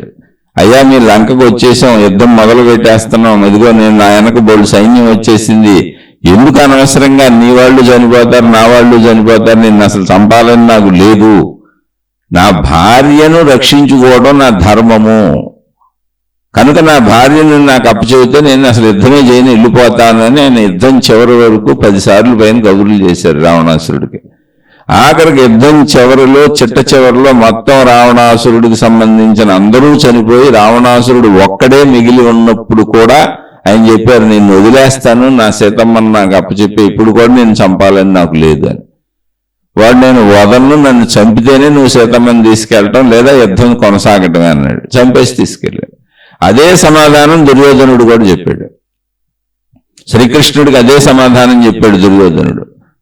యుద్ధం చేయడమే, నేను బతికున్నంత వరకు వాళ్ళకి రాజ్యం రాదు, నేను చచ్చిపోతే రాజ్యం వాళ్ళకి వస్తుంది, లేదా వాళ్ళు చచ్చిపోతే యథావిధిగా వాళ్ళ రాజ్యం నా అధీనంలోనే ఉంటుంది, అంతే తప్ప యుద్ధం తప్పదు అన్నాడు. ఆవిడ వాడిని చంపేశారు అంతే. ధర్మము అంటే ఏంటంటే దైవ సహాయం ఉంటుంది మంచికి. మంచిగా ఇక్కడ ఎందుకు ఈ పురాణాలు కథలంటే మంచి వాళ్ళకు దైవ సహాయం ఉంటుంది. రాముడు గెలిచాడు, రావణాసురుడి చేతులు ఓడిపోలేదు. అది సృష్టిలో ఉండే ధర్మ వ్యవస్థ. ధర్మో రక్షతి రక్షిత. మంచి వాళ్ళని ఎప్పుడూ సృష్టి గెలిపిస్తుంది. ఎందుకని సృష్టి మంచిగా ఉంది. మంచిగా ఉండటం అంటే ఏంటి, సృష్టిలో ఉన్న అన్ని జీవులకు ఏమేమి అవసరమో, ఎన్ని జీవులు సృష్టిలో పుట్టి చనిపోతున్నాయో, అవి బ్రతికున్నంత కాలం వాటికి ఏమేమి అవసరమో అవన్నీ సమకూర్చబడి ఉన్నాయి అక్కడ. సృష్టి ఎప్పుడు అన్ని సమకూరుస్తుంది, అన్ని ఇస్తూనే ఉంది. సృష్టి మంచిగా ఉంటుంది, ధర్మంగా ఉంటుంది. అలా నువ్వు మంచిగా ఉండాలి అంతే. మంచిగా ఉంటే వాళ్ళు అలా అన్నారు, మంచిగా ఉంటేనేగా రాముడు రాజ్యం వదులుకోవాల్సి వచ్చింది, మంచిగా ఉంటేనేగా రావణాసురుడు ఎత్తుకుపోయాడు, మంచిగా ఉంటేనేగా రావణాసురుడితో యుద్ధం చేయాల్సి వచ్చింది. కానీ ఎన్ని అయిపోయినాక ఇప్పుడు రామచరిత ఎందుకు చెప్పుకుంటున్నాం? రామాయణం మానవ జాతి ఉన్నంత వరకు రామాయణం అంతరించదు. రామో విగ్రహవాన్ ధర్మ అన్నారు మహాత్ములు. రాముని యొక్క విగ్రహం అంటే స్వరూపము, ఆయన రూపము, ఆయన శరీరమే ధర్మము, అసలు అధర్మము ఆయనలో ఉండదు అని చెప్పారు. అదే మంచి అంటే రాముడు మంచివాడు అంతే. మంచివాడికి ఏం జరుగుతుంది? సృష్టి ఎప్పుడు సహకరిస్తూ ఉంటుంది. మరి సీతమ్మని ఏం సహకరించిందండి? రాజ్యం పోయింది కదండి. అంటే అదే మనకి మళ్ళీ వెరీ ప్రశ్నలు వస్తాయి. మనకు ప్రాబ్లం అది. రాజ్యం పోకపోతే ఆయన మంచివాడని ఎలా తెలిసేది? రాజ్యం వదలకపోతే, రాజ్యం పోవడం అనే ప్రక్రియ జరగకపోతే, ఆయన రాజ్యం వదిలిపెట్టి వెళ్ళిపోకపోతే, ఆయన సామాన్యుడిగా అడవుల్లో సంచరిస్తూ బ్రతకపోతే ఆయన మంచివాడని అసలు ఎలా తెలిసేది? నీ మంచితనాన్ని ఎలా వ్యక్తీకరిస్తావు? నువ్వు సమస్య వచ్చినప్పుడే కదా. నేను మంచివాడిని, నేను మంచిదాన్ని అని మనం లోపల అనుకుంటే కాదు కదా. అక్కడ మంచివాడిని మళ్ళీ మోసం చేసి భార్యను ఎత్తుకుపోయారు.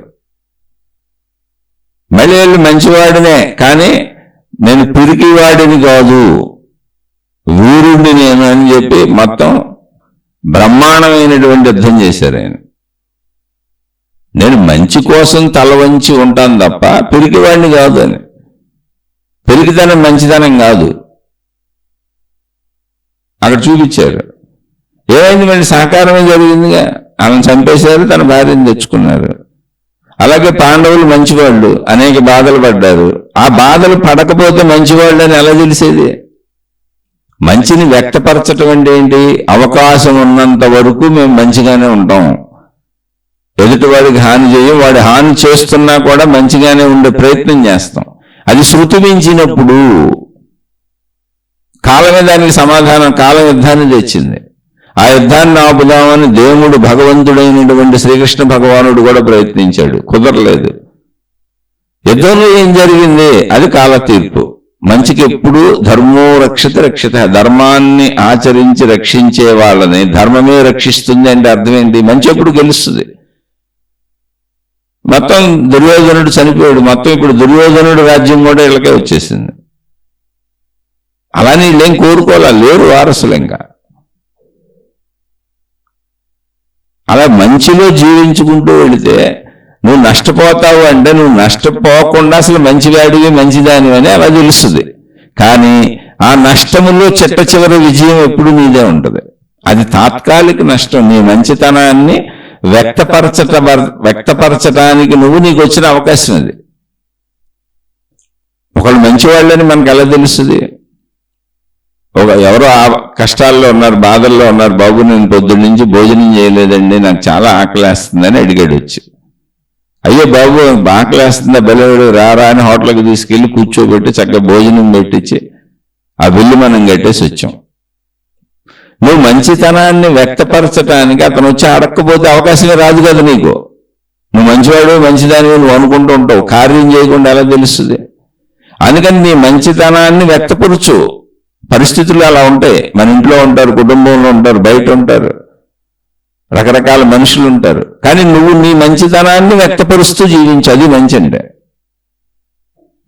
మంచి అంటే ఒకటి, ఎప్పుడు ఎదుటి వారికి మేలు అంతే. మరి ఇలా అయితే నా జీవితం ఏమైపోద్దండి? ఏమైంది? శ్రీరామచంద్రుడి జీవితం ఏమైంది? రావణాసురుడు తుక్కుగా లేపారు అసలు. ఇంత మొత్తం రావణాసురుడిని కాదు, రావణాసురుడనే ఆఖరి వాడిని చంపడానికి వాడిని సమర్థించుకుంటూ వచ్చినటువంటి కోటాను కోట్ల మంది రాక్షసుల్ని చంపుకుంటూ వెళ్ళిపోయాడు. ఒక్క రావణాసురుడు కాదు, మొత్తం ప్రపంచానికే మేలు జరిగింది ఆ రోజుల్లో. ఎందుకంటే రాక్షస జాతిని చంపేశాడు ఆయన. ఇక మిగిలిన మానవులంతా ఎంతో హాయిగా బతికారు. మళ్ళీ కొత్త రాక్షస జాతి పుట్టుకొచ్చి మళ్ళీ అంత విధ్వంసకారులు రావడానికి బోల్ టైం పడుతుంది, ఎన్నో జనరేషన్ల టైం పడుతుంది. అప్పుడున్న రాక్షస జాతి మొత్తాన్ని సంహరించేశాడు. ఆయన వల్ల ఒక్కళ్ళకి కాదు, మొత్తం ప్రపంచానికే మేలు జరిగింది ఆ రోజుల్లో. అలాగే మొత్తం దుర్యోధనుడికి సపోర్ట్ చేసినటువంటి 11 అక్షోహిణుల సైన్యం ఇంచుమించు చచ్చిపోయారు అందరూ, దుర్యోధనుడితో సహా. అంటే చెడుని సమర్థించిన వాళ్ళు కూడా పోయారు. ఇక అంతా మిగిలింది మంచోళ్లే. మంచిని సమర్థించిన వాళ్ళు మిగిలారు. ఆ మిగిలిన వాళ్ళతో మంచిగా జీవితం సాగిపోయింది. అంటే ఆ కాలంలో, ఆ జనరేషన్లో, ఆ యుగంలో ఒక తరం మొత్తం మంచిగానే బతికింది, ఇంకా చెడగా బతకదు. ఎందుకంటే దుర్యోధనుడు అనేవాడు ఎగిరిపోయాడు, వాడిని సమర్థించిన వాళ్ళంతా ఎగిరిపోయారు. అది ఒకళ్ళకి జరిగిన మేలు కాదు. సుమారుగా 66 కోట్ల మంది 67 కోట్ల మంది ఆ యుద్ధంలో చనిపోయారట. కొంచెం నేను ఇంకేమన్నా అటు ఇటు తప్పు చెప్తే అర్థం చేసుకోండి. అంతే. 5 కోట్లలోనే ఉంది. ఇది ఏంటంటే ఇది కథలో. కానీ మన జీవితంలోకి వచ్చేటప్పటికి మంచి అంటే ఏంటంటే మనకు ఎంతంత, మనం రాజులు కాదు, రాజ్యాలు లేవు, మనకు అసలు అంత గొడవ ఉండదు, ఏదో చిన్న కుటుంబం మంది. అందులో మనకు నచ్చినట్టే జరగాలని అసలు ఎందుకు అనుకుంటున్నాం అంతే. జస్ట్ క్వశ్చన్ వేసుకోండి, ఇదే ప్రాబ్లం. మనకు నచ్చినట్టు ఎందుకు, ఎవరికి నచ్చినట్టు వాళ్ళు ఉండనే ఉన్నాయి. అలా ఉండనిస్తే వాళ్ళు చెడిపోతారేమో కదా అంటే చెడిపోయేది వాళ్ళు కదా. చెడిపోయినప్పుడు బాధ అనిపించేది ఎవరు? ఇప్పుడు నా కుమారుడు నా కుమార్తె ఉన్నారు, నేను ఆంక్షలు పెట్టలేదు అని చెప్పాను. నా భార్య ఉంది, ఎవరి స్వేచ్ఛ వాళ్ళదే, నేను ఎటువంటి ఆంక్షలు పెట్టలేదు. నేను ఆ పరిస్థితులకు తగ్గట్టుగా, ఎందుకని ఆల్రెడీ జీవితకాలం మౌనం పెట్టుకొని ఇంక అన్ని వదిలేశాను. ఎందుకని నా వల్ల కాదు, నేను ఎదుర్కోలేని ఒక పిరికివాడిని, ఒక అసమర్థుణ్ణి. ఇంకా అసమర్థుడు ఏం చేయాలి? మౌనంగా కూర్చోవాలి. అందుకని మౌనంగానే కూర్చున్నా. అసమర్థుడిని పిరిగివాడిని కనుక మౌనంగా కూర్చున్నా, వదిలేశా. ఇక వదిలేయడంలో నా బాధ్యతలు ఉన్నాయి. భార్యను ఎక్కడ వదలను, పిల్లల్ని ఎక్కడ వదలను, వాళ్ళు సెటిల్ అవ్వలేదు. మరి మా పిల్లలు సెటిల్ అయ్యింటే భార్యను కూడా వాళ్ళకి అప్పచెప్పి ఏ దేశాత్మక భూమి భిక్షం ఎత్తుకొని, అంత పిరిగితనం అంత అసమర్థత రెండూ ఉన్నాయి నా దగ్గర. అది ఇప్పుడు మరి వాళ్ళు సెటిల్ అవ్వలేదు. సరే, ఇప్పుడు ప్రాబ్లం లేదు, ప్రస్తుతం తిండికి బట్టకే లోటు లేదు. ఎందుకంటే ఆల్రెడీ కట్టుకున్న ఇల్లు ఉంది, బాగా సంపాదిస్తున్న రోజుల్లో దాచుకున్న ధనం కొంత ఉంది, అది ఖర్చు పెట్టుకుంటూ ఇప్పుడు పిల్లలు ఏదైనా సెటిల్ అవుతారేమన్నా, వాళ్ళు సెటిల్ అయితే నా జీవితం సెటిల్ అయిపోయినట్టే కదా అని ఆలోచిస్తున్నా. ఈ లోపల గడవాలి కదా, ఎవరి స్వేచ్ఛ వాళ్ళకు ఉన్న నలుగురు. అది ఇప్పుడు ఉన్న నలుగురిలో ఎవరి స్వేచ్ఛ వాళ్ళదండి, ఎవరికి అడ్డం వెళ్ళేది లేదు. వీలైతే వాళ్ళకి సహకరించేది ఉంది, సహకారం లేకపోయినా వాళ్ళకి అడ్డం వెళ్ళేది లేదు. కానీ మళ్ళీ చెబుతున్నా, ఇప్పుడు అందరూ హాయిగా ఆనందంగా ఉన్నారని మీరు అనుకుంటే భ్రమపడినట్టే. సినిమాల్లో చూపించినట్టు అందరికీ స్వేచ్ఛ ఉంది కాబట్టి అందరూ ఆహా ఓహోహో నవ్వులతో ఎప్పుడు విపరీతమైనటువంటి ఆనందంతో బ్రతికేస్తున్నారని అస్సలు అనుకోబాకండి. మనిషికి ఆనందం కలిగేది ఎప్పుడు అంటే తన చుట్టూ ఉన్న అందరూ తనను సమర్థించినప్పుడు, అన్ని విషయాల్లో అన్ని సమయాలలో. అది ఎప్పటికీ జరగదు. అందుకని మనుషులు ఎప్పుడు కూడా అలా తనను సమర్థించే వాళ్ళను తయారు చేసుకుంటూ ఉంటారు. వాళ్ళతో తిరుగుతూ ఉంటారు, స్నేహితులు, బయట వాళ్ళు, ఇంకొకళ్ళు. దానికి అవసరమైతే తమ కుటుంబ సభ్యులను వదిలేస్తుంటారు, వదిలేసి అక్కడ తిరుగుతూ ఉంటారు. చాలా మంది చూడండి, బయట తిరిగేసి ఇంటికి ఎప్పుడు రాత్రికి వస్తూ ఉంటారు. బాబు ఇంటికి వెళ్తే సావలేరు బాబు, ఇప్పుడు ఇంటికని రోడ్ల మీద తిరిగేస్తూ ఉంటారు. అలా ఆడవాళ్ళు తమకు సంబంధించిన అలిగేషన్స్ అయ్యో పెట్టుకుంటారు, పక్కింటోళ్ళు, ఎదురింటోళ్ళు, కిట్టి పార్టీలు, ఆ పార్టీలు, ఈ పార్టీలు. ఏ చిన్న తప్పులు రైట్లు కాదు, అది వ్యవస్థ లాగే ఉంటుంది. నిజమైన ఆనందం ఎప్పుడు వస్తుంది అంటే ఒక మనిషికి, అంటే వాడు ఎప్పుడు ఫీల్ అవుతాడంటే, స్త్రీలైన పురుషులైనా, నా అభిప్రాయాలన్నింటినీ నా చుట్టూ ఉన్న అందరూ అన్ని సమయాలలో అంగీకరించాలి, అన్ని అభిప్రాయాలు అంగీకరించాలి, నాకు ఎప్పుడు జై కొట్టాలి. ఇది కుదురుద్ది అసలు ప్రపంచంలో? కుదరదు. అలా కుదరినప్పుడు ఏం చేయాలి? ఎవరు స్వేచ్ఛ వాళ్ళకి ఇస్తే, స్వేచ్ఛ ఇవ్వడంలో మళ్ళీ చెప్పాను, మా ఇంట్లోది చెబుతాను, స్వేచ్ఛ ఉంది కదా ఆనందంగా ఉంటారంటే ఖచ్చితంగా ఉంటారు. ఎందుకని? వాళ్ళ దాన్ని మనం సమర్థించటం లేదు, విరోధించటం లేదు. నా పని ఏం చేసుకున్నా వాళ్ళ పని వాళ్ళు చేసుకుంటున్నప్పుడు జీవించటం ఎలా ఉంటుందంటే ఎవరికి వారే యమునా తీరే. పక్కింటి వాళ్ళకి మనకి ఎలా ఉందో ఇంట్లో ఉన్న వాళ్ళకి కూడా అలాగే ఉంటుంది. ఇప్పుడు పక్కింటి వాళ్ళు ఏం చేస్తున్నారో మనకు తెలియదు. అసలు ఎలా తెలుస్తుంది? ఎప్పుడైనా కలిస్తే ఏదో మాటల్లో ఊరిని మాట్లాడుకుంటారు, ఏ వదిన ఏం చేస్తున్నావు, ఏం చేయండి సార్, ఎలా ఉన్నారని ఉన్న కబుర్లు అంతే. అలా ఇప్పుడు ఇంట్లో ఎవరి స్వేచ్ఛ వాళ్ళకు ఉందంటే అర్థం ఏంటంటే ఎవరి పనులు వాళ్ళు చేసుకుంటూ ఉంటారు. అవసరార్థం ఆ టిఫిన్ టైంకో ఆ భోజనం టైంకో కలుస్తారు. అది కూడా ఎవరి స్వేచ్ఛాల టైంలో అందరూ ఒకసారి తినేవి కాకపోతే అది కూడా కలవరు. అప్పుడు ఏమైంది? పక్కింటి వాళ్ళలాగా ఒకే ఇంట్లో జీవిస్తున్నారు. అప్పుడు ఆనందం ఉండదు. ఆనందం అనేది అంగీకరించినప్పుడు ఉంటుంది, కానీ ఇక్కడ ఘర్షణ ఉండదు. ఇక్కడ ఘర్షణ ఉండదు. ఎప్పుడైనా కలిసినప్పుడు మామూలుగా నవ్వుతో మాట్లాడుకుంటారు, చక్కగా ఉంటారు. గొడవలు ఉండవు, గోళ్ళు ఉండవు, ఘర్షణ ఉండదు. మరి ఈ స్వేచ్ఛలో ఏమన్నా వాళ్ళు పాడైపోతారేమో, వీళ్ళు బాగుపడిపోతారేమో, ఇటువంటి అనుమానాలు బోల్డ్ వస్తాయి మనకి. మళ్ళీ అదే చెప్పేది, ఎవరు పాడైపోతే వాళ్లే కదా వాళ్ళ జీవితాన్ని అనుభవించాలి. ఇప్పుడు స్వేచ్ఛ ఇచ్చాం, కొడుకో కూతురో భార్యో, వాళ్ళు తప్పులు చేశారనుకోండి, వాళ్ళ తప్పుల శిక్షలు వాళ్లే పడతారు. మనం ఏం చేస్తాం? మనం వాళ్ళందరూ బాగుండాలని కోరుకుంటున్నాం, వాళ్ళందరినీ మనం బాగు చేసేయాలని కోరుకుంటున్నాం. అసలు ఒక వ్యక్తి ఇంకో వ్యక్తిని బాగు చేయగలడా? ఒక జీవితకాలం నా కొడుక్కి, నా కూతురికి, నా భార్యకి నేను తోడుగా ఉండగలనా? ఉందామని అనుకుంటున్నా, కానీ ఉండగలనా? మరణం ఎప్పుడు వస్తుందో నాకేం తెలుసు, ఏ అనారోగ్యం ఎప్పుడు వస్తుందో నాకేం తెలుసు. ఇప్పుడు ఉన్నంత ఓపికతో అసలు వాళ్ళకి నేను చేయగలనా? నాళ్ళే నాకు చేయాల్సిన స్థితి వస్తుందిగా, రేపు వృద్ధాప్యంలోకి వెళ్ళిపోతాగా. ఇవన్నీ కుదురుతాయా? జీవితం ఇలాగే ఉంటుంది. ఇందులో తమ అహంకారమును వదులుకోవటం మంచితనం అంటే అది. మంచితనానికి కొంత కోల్పోవచ్చు. రాముడు రాజ్యం కోల్పోయాడు, సీతమ్మని ఎత్తుకుపోతే పెద్ద యుద్ధం చేయాల్సి వచ్చింది, కానీ చివరికి రాముడు గెలిచాడు. రాజ్యంతో సహా సీతమ్మ తల్లిని గెలిచాడు. అలాగే పాండవులు ఓడిపోయారు, చాలా బాధలు పడ్డారు, కష్టాలు పడ్డారు, కానీ మొత్తం రాజ్యంతో సహా సమస్తము గెలిచారు. గెలిచారేంటంటే ధర్మము ఎప్పుడూ నశించదు, విజయము ధర్మానికే ఉంటుంది. కానీ నువ్వు ధర్మమా కాదా, మంచా కాదా అని తెలియాలంటే ముందు అసలు కొన్ని సంఘటనలు జరగాలిగా. అటువంటి సంఘటనలు మన జీవితంలో జరుగుతూ ఉంటాయి. ఇప్పుడు నేను ఇచ్చే స్వేచ్ఛ మంచి స్వేచ్ఛే, మంచితోనే స్వేచ్ఛ ఇచ్చాను, నేను మంచిగానే స్వేచ్ఛ ఇచ్చాను అనుకోండి, ఒకవేళ అది మంచి అయితే మంచి జరుగుద్ది. ఒకవేళ చెడు అనుకోండి, వాళ్ళు చేసుకొని చెడు వాళ్ళకి జరుగుద్ది, నేనేం చేయను. నేను స్వేచ్ఛ ఇవ్వగలను, ఆ స్వేచ్ఛలో వాళ్ళు చెడు చేసుకున్నారు, నేనేం చేయను. వాళ్ళు స్వేచ్ఛను బంధిస్తాను, అప్పుడు నాకు తెలియకుండా చెడు చేస్తారు. ఎక్కడైనా జరిగేది అంతే, నాకు తెలియకుండా చెడు చేస్తారు. అక్కడే అబద్ధాలు, అసత్యాలు, మోసాలు, అన్యాయాలు, కుట్రలు, కుతంత్రాలు ఇవన్నీ ఎందుకున్నాయి ప్రపంచంలో?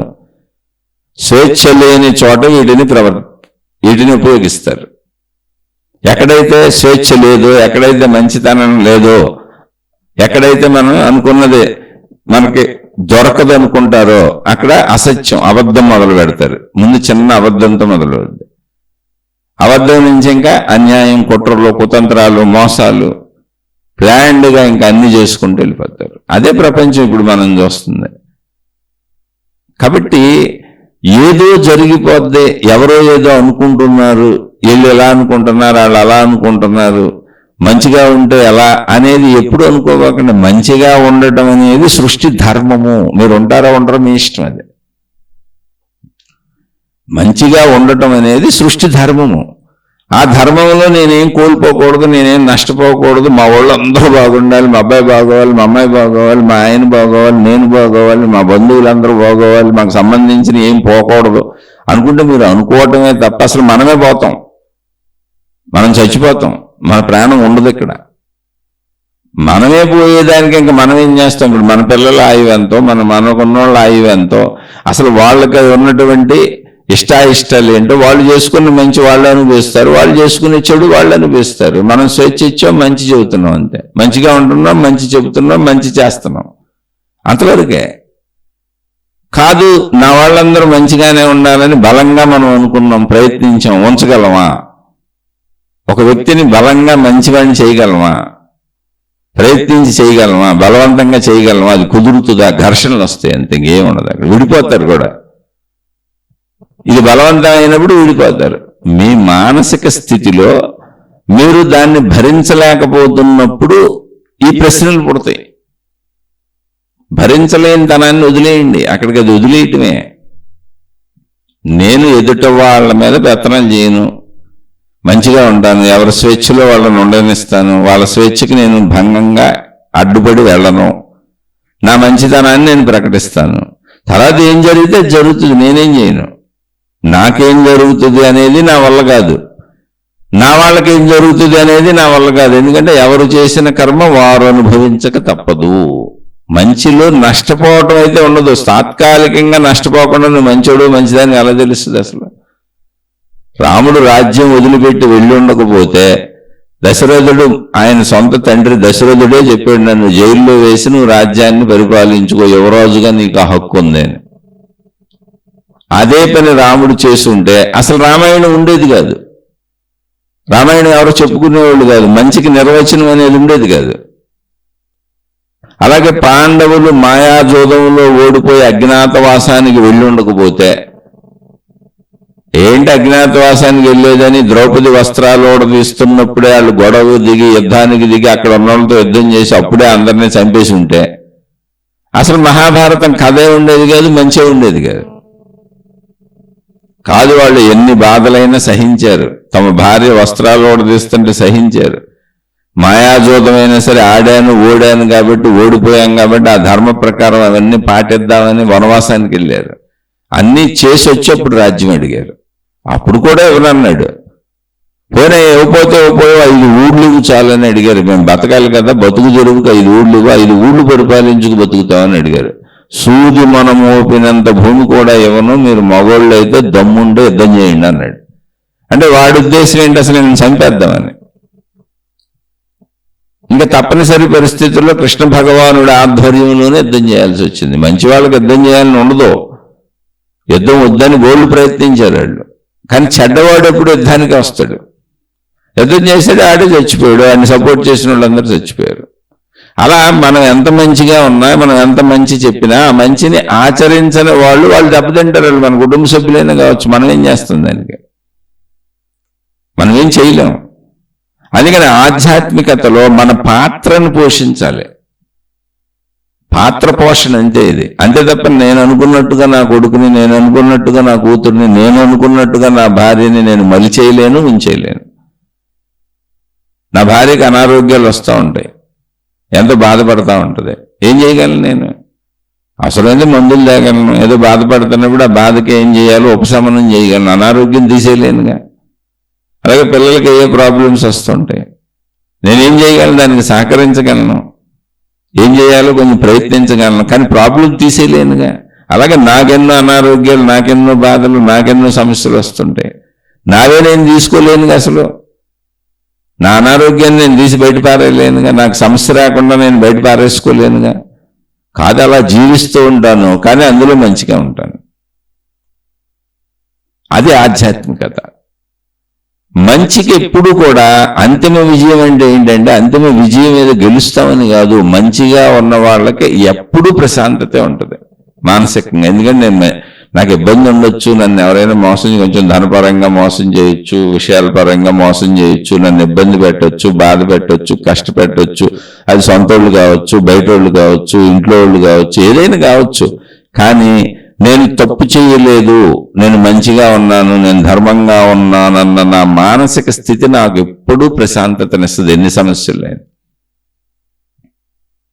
నేను తప్పు చేసినప్పుడు ఈ పరిస్థితులన్నీ నా తప్పుల వల్లనే నాకు వచ్చినాయి అని నేనే అశాంతిగా ఉంటాను, నేనే బాధగా ఉంటాను.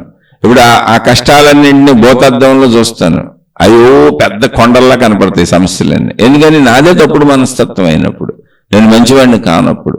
నేను మంచివాడిని అయినప్పుడు, నేను మంచిగానే జీవిస్తున్నప్పుడు అప్పుడు సమస్యలు వస్తాయి. కానీ అప్పుడు వచ్చే సమస్యలన్నీ భూతద్దంలో పెద్దగా కనపడవు, అవి చిన్నగా ఉంటాయి. నేను మంచిగానే ఉన్న కాల రీతిలో వాళ్ళు అలా ప్రవర్తిస్తున్నారు, ప్రవర్తించనివ్వండి, నేనైతే మంచిగానే ఉంటాను. అప్పుడు సమస్యలు కూడా చిన్నగా ఉంటాయి, బాధ కూడా చిన్నగా ఉంటుంది. బాధ ఉండదా అంటే ఉంటుంది, చిన్నగా ఉంటుంది. ఎందుకంటే నేనేదో పూజ చేయలేదుగా. అందుకని మానసిక ప్రశాంతత కంటిన్యూటీ ఉంటుంది, అదే విజయము. అంతే తప్ప ఏదో ఆఖరిలో ఏదో పొందేస్తామని కాదు. తప్పులు చేయని వాళ్ళకి, ధర్మంగా ఉండే వాళ్ళకి ఎప్పుడు మనసు స్థిమితంగా, స్థిరంగా, శాంతిగా ఉంటుంది. జస్ట్ ఆ ప్రాబ్లంను ఫేస్ చేస్తున్నప్పుడు కొంచెం కదులుతారు అంతే, చాలా అధిక తక్కువగా. అంటే మంచిగా జీవించే వాళ్ళకు వచ్చే కష్టాలన్నీ తక్కువగా ఉంటాయి, అంటే వాళ్ళ భావనలోనే తక్కువగా అనిపిస్తాయి. చెడుగా జీవించే వాళ్ళకు వచ్చే కష్టాలన్నీ భూతద్దంలో పెద్ద పెద్ద కొండల్లా కనబడతాయి, ఎందుకంటే వాళ్ళ భావనే చెడు కనుక. అంతే తప్ప ప్రపంచ తీరుని మనం మార్చలేము, ఎవరూ మార్చలేరు. ఇది ఇలాగే ఉంటుంది. మంచిగా ఇలా ఉండే దాంట్లో మంచిగా ఉండగలమా లేదా అనేది ఎవరికి వాళ్ళు నిర్ణయించుకోవాలి. మంచిగా ఉంటే ఆధ్యాత్మికత, మంచిగా ఉండబోతే భౌతికం, మీ ఇష్టం. అది మంచిగా ఉండటమే ఆధ్యాత్మికత అని చెబుతున్నా నేను. చెబుతున్నారు కాబట్టి ఏమండి ఇదేంటి అదేంటంటే, నేను నా సమస్యలే తీర్చుకోలేను, మీ సమస్యను తీరుస్తాను. నాకు బోళ్ళు అనారోగ్యాలు ఉన్నాయి, బోళ్ళు బాధలు ఉన్నాయి, బోళ్ళు సమస్యలు ఉన్నాయి, ఆర్థిక ఇబ్బందులు ఉన్నాయి, సామాజిక ఇబ్బందులు ఉన్నాయి, కుటుంబక ఇబ్బందులు ఉన్నాయి. ఒక మనిషికి ఎన్ని ఇబ్బందులు ఉంటాయి, అన్ని రకాలు నాకున్నాయి. అసలు నా కుటుంబ సభ్యులకి నేనేమి చెప్పను, నేను మౌనంగా ఉన్నాను, మీతో శీర్షికలు పంచుకుంటాను. అలా నా కుటుంబ సభ్యుల్ని చక్కగా ప్రేమిస్తాను. నాకు నా కుటుంబ సభ్యులు అందరూ ఇష్టమే. కానీ ఎందుకు చెప్పను అంటే, ప్రతి మనిషి వేరు వేరు అని నాకు తెలుసు. ప్రతి మనిషికి ఒక మనసు ఉంది, ఒక అహంకారం ఉంది, ఒక శరీరం ఉంది, వాళ్ళకి ఇష్టములు ఉన్నాయి, అయిష్టములు ఉన్నాయి. ఇలా ఉండండి అని నేను ఎందుకు చెబుతాను? వాళ్ళు ఎలా ఉంటారో దానికి నేనేమన్నా సహకరించగలనా అని ప్రయత్నిస్తాను అంతే. పోనీ అది అందరికీ ఆనందాన్ని ఇస్తుందా? నా కుటుంబ సభ్యుల కంటే ముందే చెబుతున్నా, ఇవ్వదో. స్వేచ్ఛ ఎప్పుడైతే ఇచ్చామో, మనం ఎప్పుడైతే వాళ్ళ జీవితాలలోకి ఎక్కువ ప్రవేశించకుండా స్వేచ్ఛ ఇచ్చామో, పక్కింటి వాళ్ళతో ఉన్నట్టే ఉంటుంది. ఎవరి పనులు వాళ్ళు చేసుకుంటాం, ఎప్పుడో కలుస్తూ ఉంటాం. అందులోనే ఆనందం ఉండదు. మనిషికి ఒక ఆనందం ఎప్పుడు కలుగుతుంది అంటే అందరూ తనను అంగీకరించి అనుసరించి తనకు జేజేలు కొట్టినప్పుడు. అది ఎప్పటికీ ప్రపంచంలో జరగదు. అందుకని అటువంటి సమూహాలను తయారు చేసుకొని మనుషులు తిరుగుతూ ఉంటారు. అలా తనకి డప్పా కొట్టేవాళ్ళు, తన డప్పు కొట్టేవాళ్ళు, తనకి జేజేలు కొట్టేవాళ్ళని వేసుకు తిరుగుతూ ఉంటారు. చూడండి, మనుషులు ఎందులో అయినా మనుషులు వాళ్ళ కోసం ప్రయత్నించుకుంటూ ఉంటారు. చూడండి, అది మానవ రీతి అంతే. అది తప్పు కాదు, రైటు కాదు. దీన్ని అర్థం చేసుకొని మంచిగా ఉండటము అంటే ఆధ్యాత్మికత. బోల్డ్ కంట్రోల్ కావాలి, మానసిక కంట్రోల్ బోల్డ్ కావాలి. నష్టపోరా అంటే నష్టపోతారు. జీవితంలో కష్ట నష్టాలు తప్పవు. శరీరం ఉన్నంత వరకు మనిషికి జీవితంలో ద్వంద్వత్వం ఉంటుంది. సుఖ దుఃఖములు ఉంటాయి, కష్ట నష్టాలు ఉంటాయి, లాభ నష్టాలు ఉంటాయి, వచ్చిపోతూ ఉంటాయి. జననము మరణము రెండు ఉంటాయి. జననము జరిగితే మరణం ఉంటుంది, ద్వంద్వత్వం వచ్చేస్తుంది అక్కడ. అలా అన్నీ రెండు రెండుగా ఉంటాయి, ద్వంద్వత్వముగా ఉంటాయి. అందులో మీరు మంచిగా అన్ని వేళలా మంచిగా ఉండగలగటం ఆధ్యాత్మికత అంతే. అది మానసిక ప్రశాంతతకే ఉపయోగపడుతుంది. మనకే తెలుస్తుంది నేను ఏ తప్పు చేయలేదు కనుక ఏది వస్తే అది రాని అని. దాన్ని అలా ఎదుర్కొంటూ వెళ్ళటమే. ఒకవేళ తప్పులు చేసాం అనుకోండి, పోనీ తప్పులు చేస్తే కష్టాలు రావేంటి? ఇంకెక్కువ వస్తాయి. తప్పులు చేసిన వాళ్ళకి కష్టాలు ఇంకెక్కువ వస్తాయి. ఎందుకంటే తప్పులు చేసేవారు దొరుకుతారు. వాళ్ళు దొరికితే అది ఎక్కువ కష్టం. ఒక దొంగతనం చేస్తే పోలీసు పట్టుకుంటే చితక్కొడతారు. అలా ఎవరో వ్యభిచారం చేస్తే అది భర్తకో భార్యకో లేదా తల్లిదండ్రులకో తెలిసిందనుకోండి, అది పెద్ద పెద్ద గొడవలు, కుటుంబాలు విడిపోతాయి. అంత జీవితం అల్లకల్లోలం అయిపోద్ది. తప్పులు చేస్తే ఎందుకు జరగదు? తప్పులు చేసేవాళ్ళు ఎక్కువ కష్టాలు పడతారు, మంచిగా ఉండేవాళ్ళు తక్కువ కష్టాలు పడతారు. అంతే తప్ప మంచిగా ఉండే వాళ్ళకి ఏదో చేతకాందని ఇబ్బంది పడతారని వాళ్ళు అలా అన్నారు, వీళ్ళు ఎలా అన్నారని కాదు. ఎవరు ఎలా అన్నా మనుషులు అలా అంటారు. మీరు మంచిగా ఉండగలరు, అది పాయింట్ ఇక్కడ. ఎదుటి వాళ్ళతో పాయింట్ కాదు అసలు. ఆధ్యాత్మికత వ్యక్తిగతమని బోల్సార్లు చెప్పాను. నేను ఉండలేనండి, వాళ్ళు అలా అంటున్నారు, నేను మనుషులతోనే ఉంటానండి, నా వల్ల కాదండి అంటే మీరు చక్కగా మీ ఇష్టం వచ్చినట్టు ఉంటుంది. అది భౌతికం. ఎవరికి నచ్చినట్టు వాళ్ళు ఉండొచ్చు. అసలు ఇక్కడ బలవంతం ఎక్కడుంది? ఎవరి స్వేచ్ఛలో వాళ్ళు హాయిగా ఉండొచ్చు. మీరు మంచిగా ఉండొచ్చు, చెడ్డగా ఉండొచ్చు, దారుణంగా ఉండొచ్చు, హింసాత్మకంగా ఉండొచ్చు. దాని ఫలితాలు దానికి అనిపిస్తాం. మంచిగా ఉండుట కేవలం ఆధ్యాత్మికము, ఆధ్యాత్మికత వ్యక్తిగతము. దాని నుంచి వచ్చే కష్ట నష్టాలన్నీ మనమే భరించాలి. అవే పురాణాలు, ఇతిహాసాలు. ఇప్పుడు రామాయణం చెప్పాను, మహాభారతం చెప్పాను, ఇలాంటి చరిత్రలు బోల్డ్ ఉంటాయి. దేవుళ్ళే మనుషుల్ని ఏమీ చేయలేకపోయినప్పుడు, మార్చలేకపోయినప్పుడు మనం ఏం చేయగలం? వ్యక్తి మారాలనుకుంటేనే మారుతాడు. అందుకని మనం మారాలనుకుంటున్నామా లేదా, మనం మంచిగా ఉండాలనుకుంటున్నామా లేదా, దానికి ఇఫ్లు బట్టలు, ఇది ఎలా అయితే అలా, అది అలా అయితే అలా అని మనం ఇఫ్ బట్ట చెప్పుకుంటూ వెళ్తున్నాం అనుకోండి, మనం మంచిగా ఉండటానికి ప్రయత్నించటం లేదు, మనం ఇంకేదో కోరుకుంటున్నాం అంతే. కాదు, మంచిగా ఉండడానికి సర్వకాల సర్వావస్థల యందు మంచిగా ఉండడానికి ప్రయత్నించడమే ఆధ్యాత్మికత. ఇది నేను చెప్పింది కదా, ఆధ్యాత్మికమే చెబుతుంది. ఋషులు, మునులు, యోగులు చెప్పింది. అందుకే శ్రీరామచంద్రుడు ధర్మమూర్తి అంటారు. అన్ని సర్వకాల సర్వావస్థల యందు ఆయన మంచిగానే ఉన్నారు. తానే నష్టపోయారు, తానే కష్టపడ్డారు, తానే బాధపడ్డారు, ఎవరిని ఇబ్బంది పెట్టలేదు. అలానే వీరోచితమైన పోరాటాలు అన్నీ చేశారు ధర్మం కోసం. అందుకని తెలుసుకొని మనకిప్పుడు అంత పోరాటాలతో పని ఉంది. మన ఇంట్లో చిన్న చిన్న విషయాలకే మన మనసును మనం మంచిగా ఉంచుకునే ప్రయత్నం చేయటమే. అలా ఉంచుకోలేకపోయినా వచ్చిన నష్టమేం లేదు. ఎవరు బలవంతంగా మంచిగా ఉండమని చెప్పరు. ఎవరు చేసిన ఫలితం వాళ్ళు అనుభవిస్తూ ఉంటారు అంతే. కేవలం ఆధ్యాత్మిక విషయాలు మాట్లాడుకుంటున్నాం కనుక, ఇది ఆధ్యాత్మిక చదువుగా చెప్పుకుంటున్నాం కనుక, మంచిగా ఉండటం అనేది మన ఎంపిక. మంచి అనేది సృష్టి ధర్మం. సృష్టి మొత్తం మంచిగా ఉంటుంది. మంచిగా ఉండాలనేది కనీస ఇంగిత జ్ఞానం మనిషికి తెలుస్తుంది. అది జంతువులకి తెలియకపోవచ్చు, మనిషికి తెలుస్తుంది మంచిగా ఉండాలి. ఉంటావా ఉండవా అనేది మన ఎంపిక. ఆధ్యాత్మికత ఉండు అని చెబుతుంది, మంచిగానే ఉండు అని చెబుతుంది. ఉంటే అది ఆధ్యాత్మికత అని చెబుతుంది, ఉండకపోతే అది భౌతికం అని చెబుతుంది. అంతే, అంతకు మించి ఏం లేదు. వాటికి ఫలితాలు అయితే ఉన్నాయి. నువ్వు మంచిగా ఉన్నా ఉండకపోయినా రెండింటికి ఫలితాలు ఉన్నాయి. కర్మ ఫలితాలు ఏం మారవు, అవి అనుభవించక తప్పదు. ఆలోచించి చూడండి. ఒకవేళ మీకు ఇంకా అర్థం కాకపోతే మళ్ళీ ప్రశ్న రూపంలో అడిగే ప్రయత్నం చేయండి. ఇది అర్థం కాని వాళ్ళు లేదా నచ్చని వాళ్ళు, అంటే నేను చెబుతున్నది నచ్చని వాళ్ళు, ఏదో ఆయనకు తోచింది చెప్పుకుంటున్నాడు అనేటువంటి భావాలకు లోనయ్యేవాళ్ళు దయచేసి నన్ను క్షమించి వదిలివేసి మీ మార్గాల్లో మీరు హాయిగా సాగిపోండి. ఎందుకంటే నేను అతి సామాన్యుడను. నేను అసలు ఏ అనుభవాన్ని పొందలేదు. నేను అనేక మంది రచించిన పుస్తకాలు కానీ అనేక మంది చెప్పిన జ్ఞానబోధలు కానీ విని వాటిలో నాకు అర్థమైన విషయాలను నన్ను నేను కొంచెం మంచిగా ఉంచుకోగలనా, చెడు చేయకుండా ఉండగలనా అనే ప్రయత్నంలో ఆ మహాత్ముల జ్ఞానబోధలు వినియోగించుకుంటూ వాటిని మీతో పంచుకుంటున్నాను. అది కూడా కొంతమంది చెప్పమని అడుగుతున్నారు కనుక. అందుకని అందరూ అసలు వినక్కర్లా, వినకండి. అర్థమయ్యి నచ్చి పాటించుకుంటున్న వాళ్ళు, అంటే ఏదైనా మేము కూడా మంచిగా ఉందాం అనుకుంటున్నాం అని పాటించుకుంటున్న వాళ్ళు, అది కూడా అర్థమైన వాళ్ళు వినే ప్రయత్నం చేయండి. మిగిలిన వాళ్ళు వినకండి. మీ మార్గాల్లో మీరు హాయిగా వెళ్ళిపోండి. శుభమస్తు. మీకు మీ కుటుంబ సభ్యులకు మేలు చేకూరుగాక. మరలా మరొక కొత్త శీర్షికతో కలుసుకుందాం.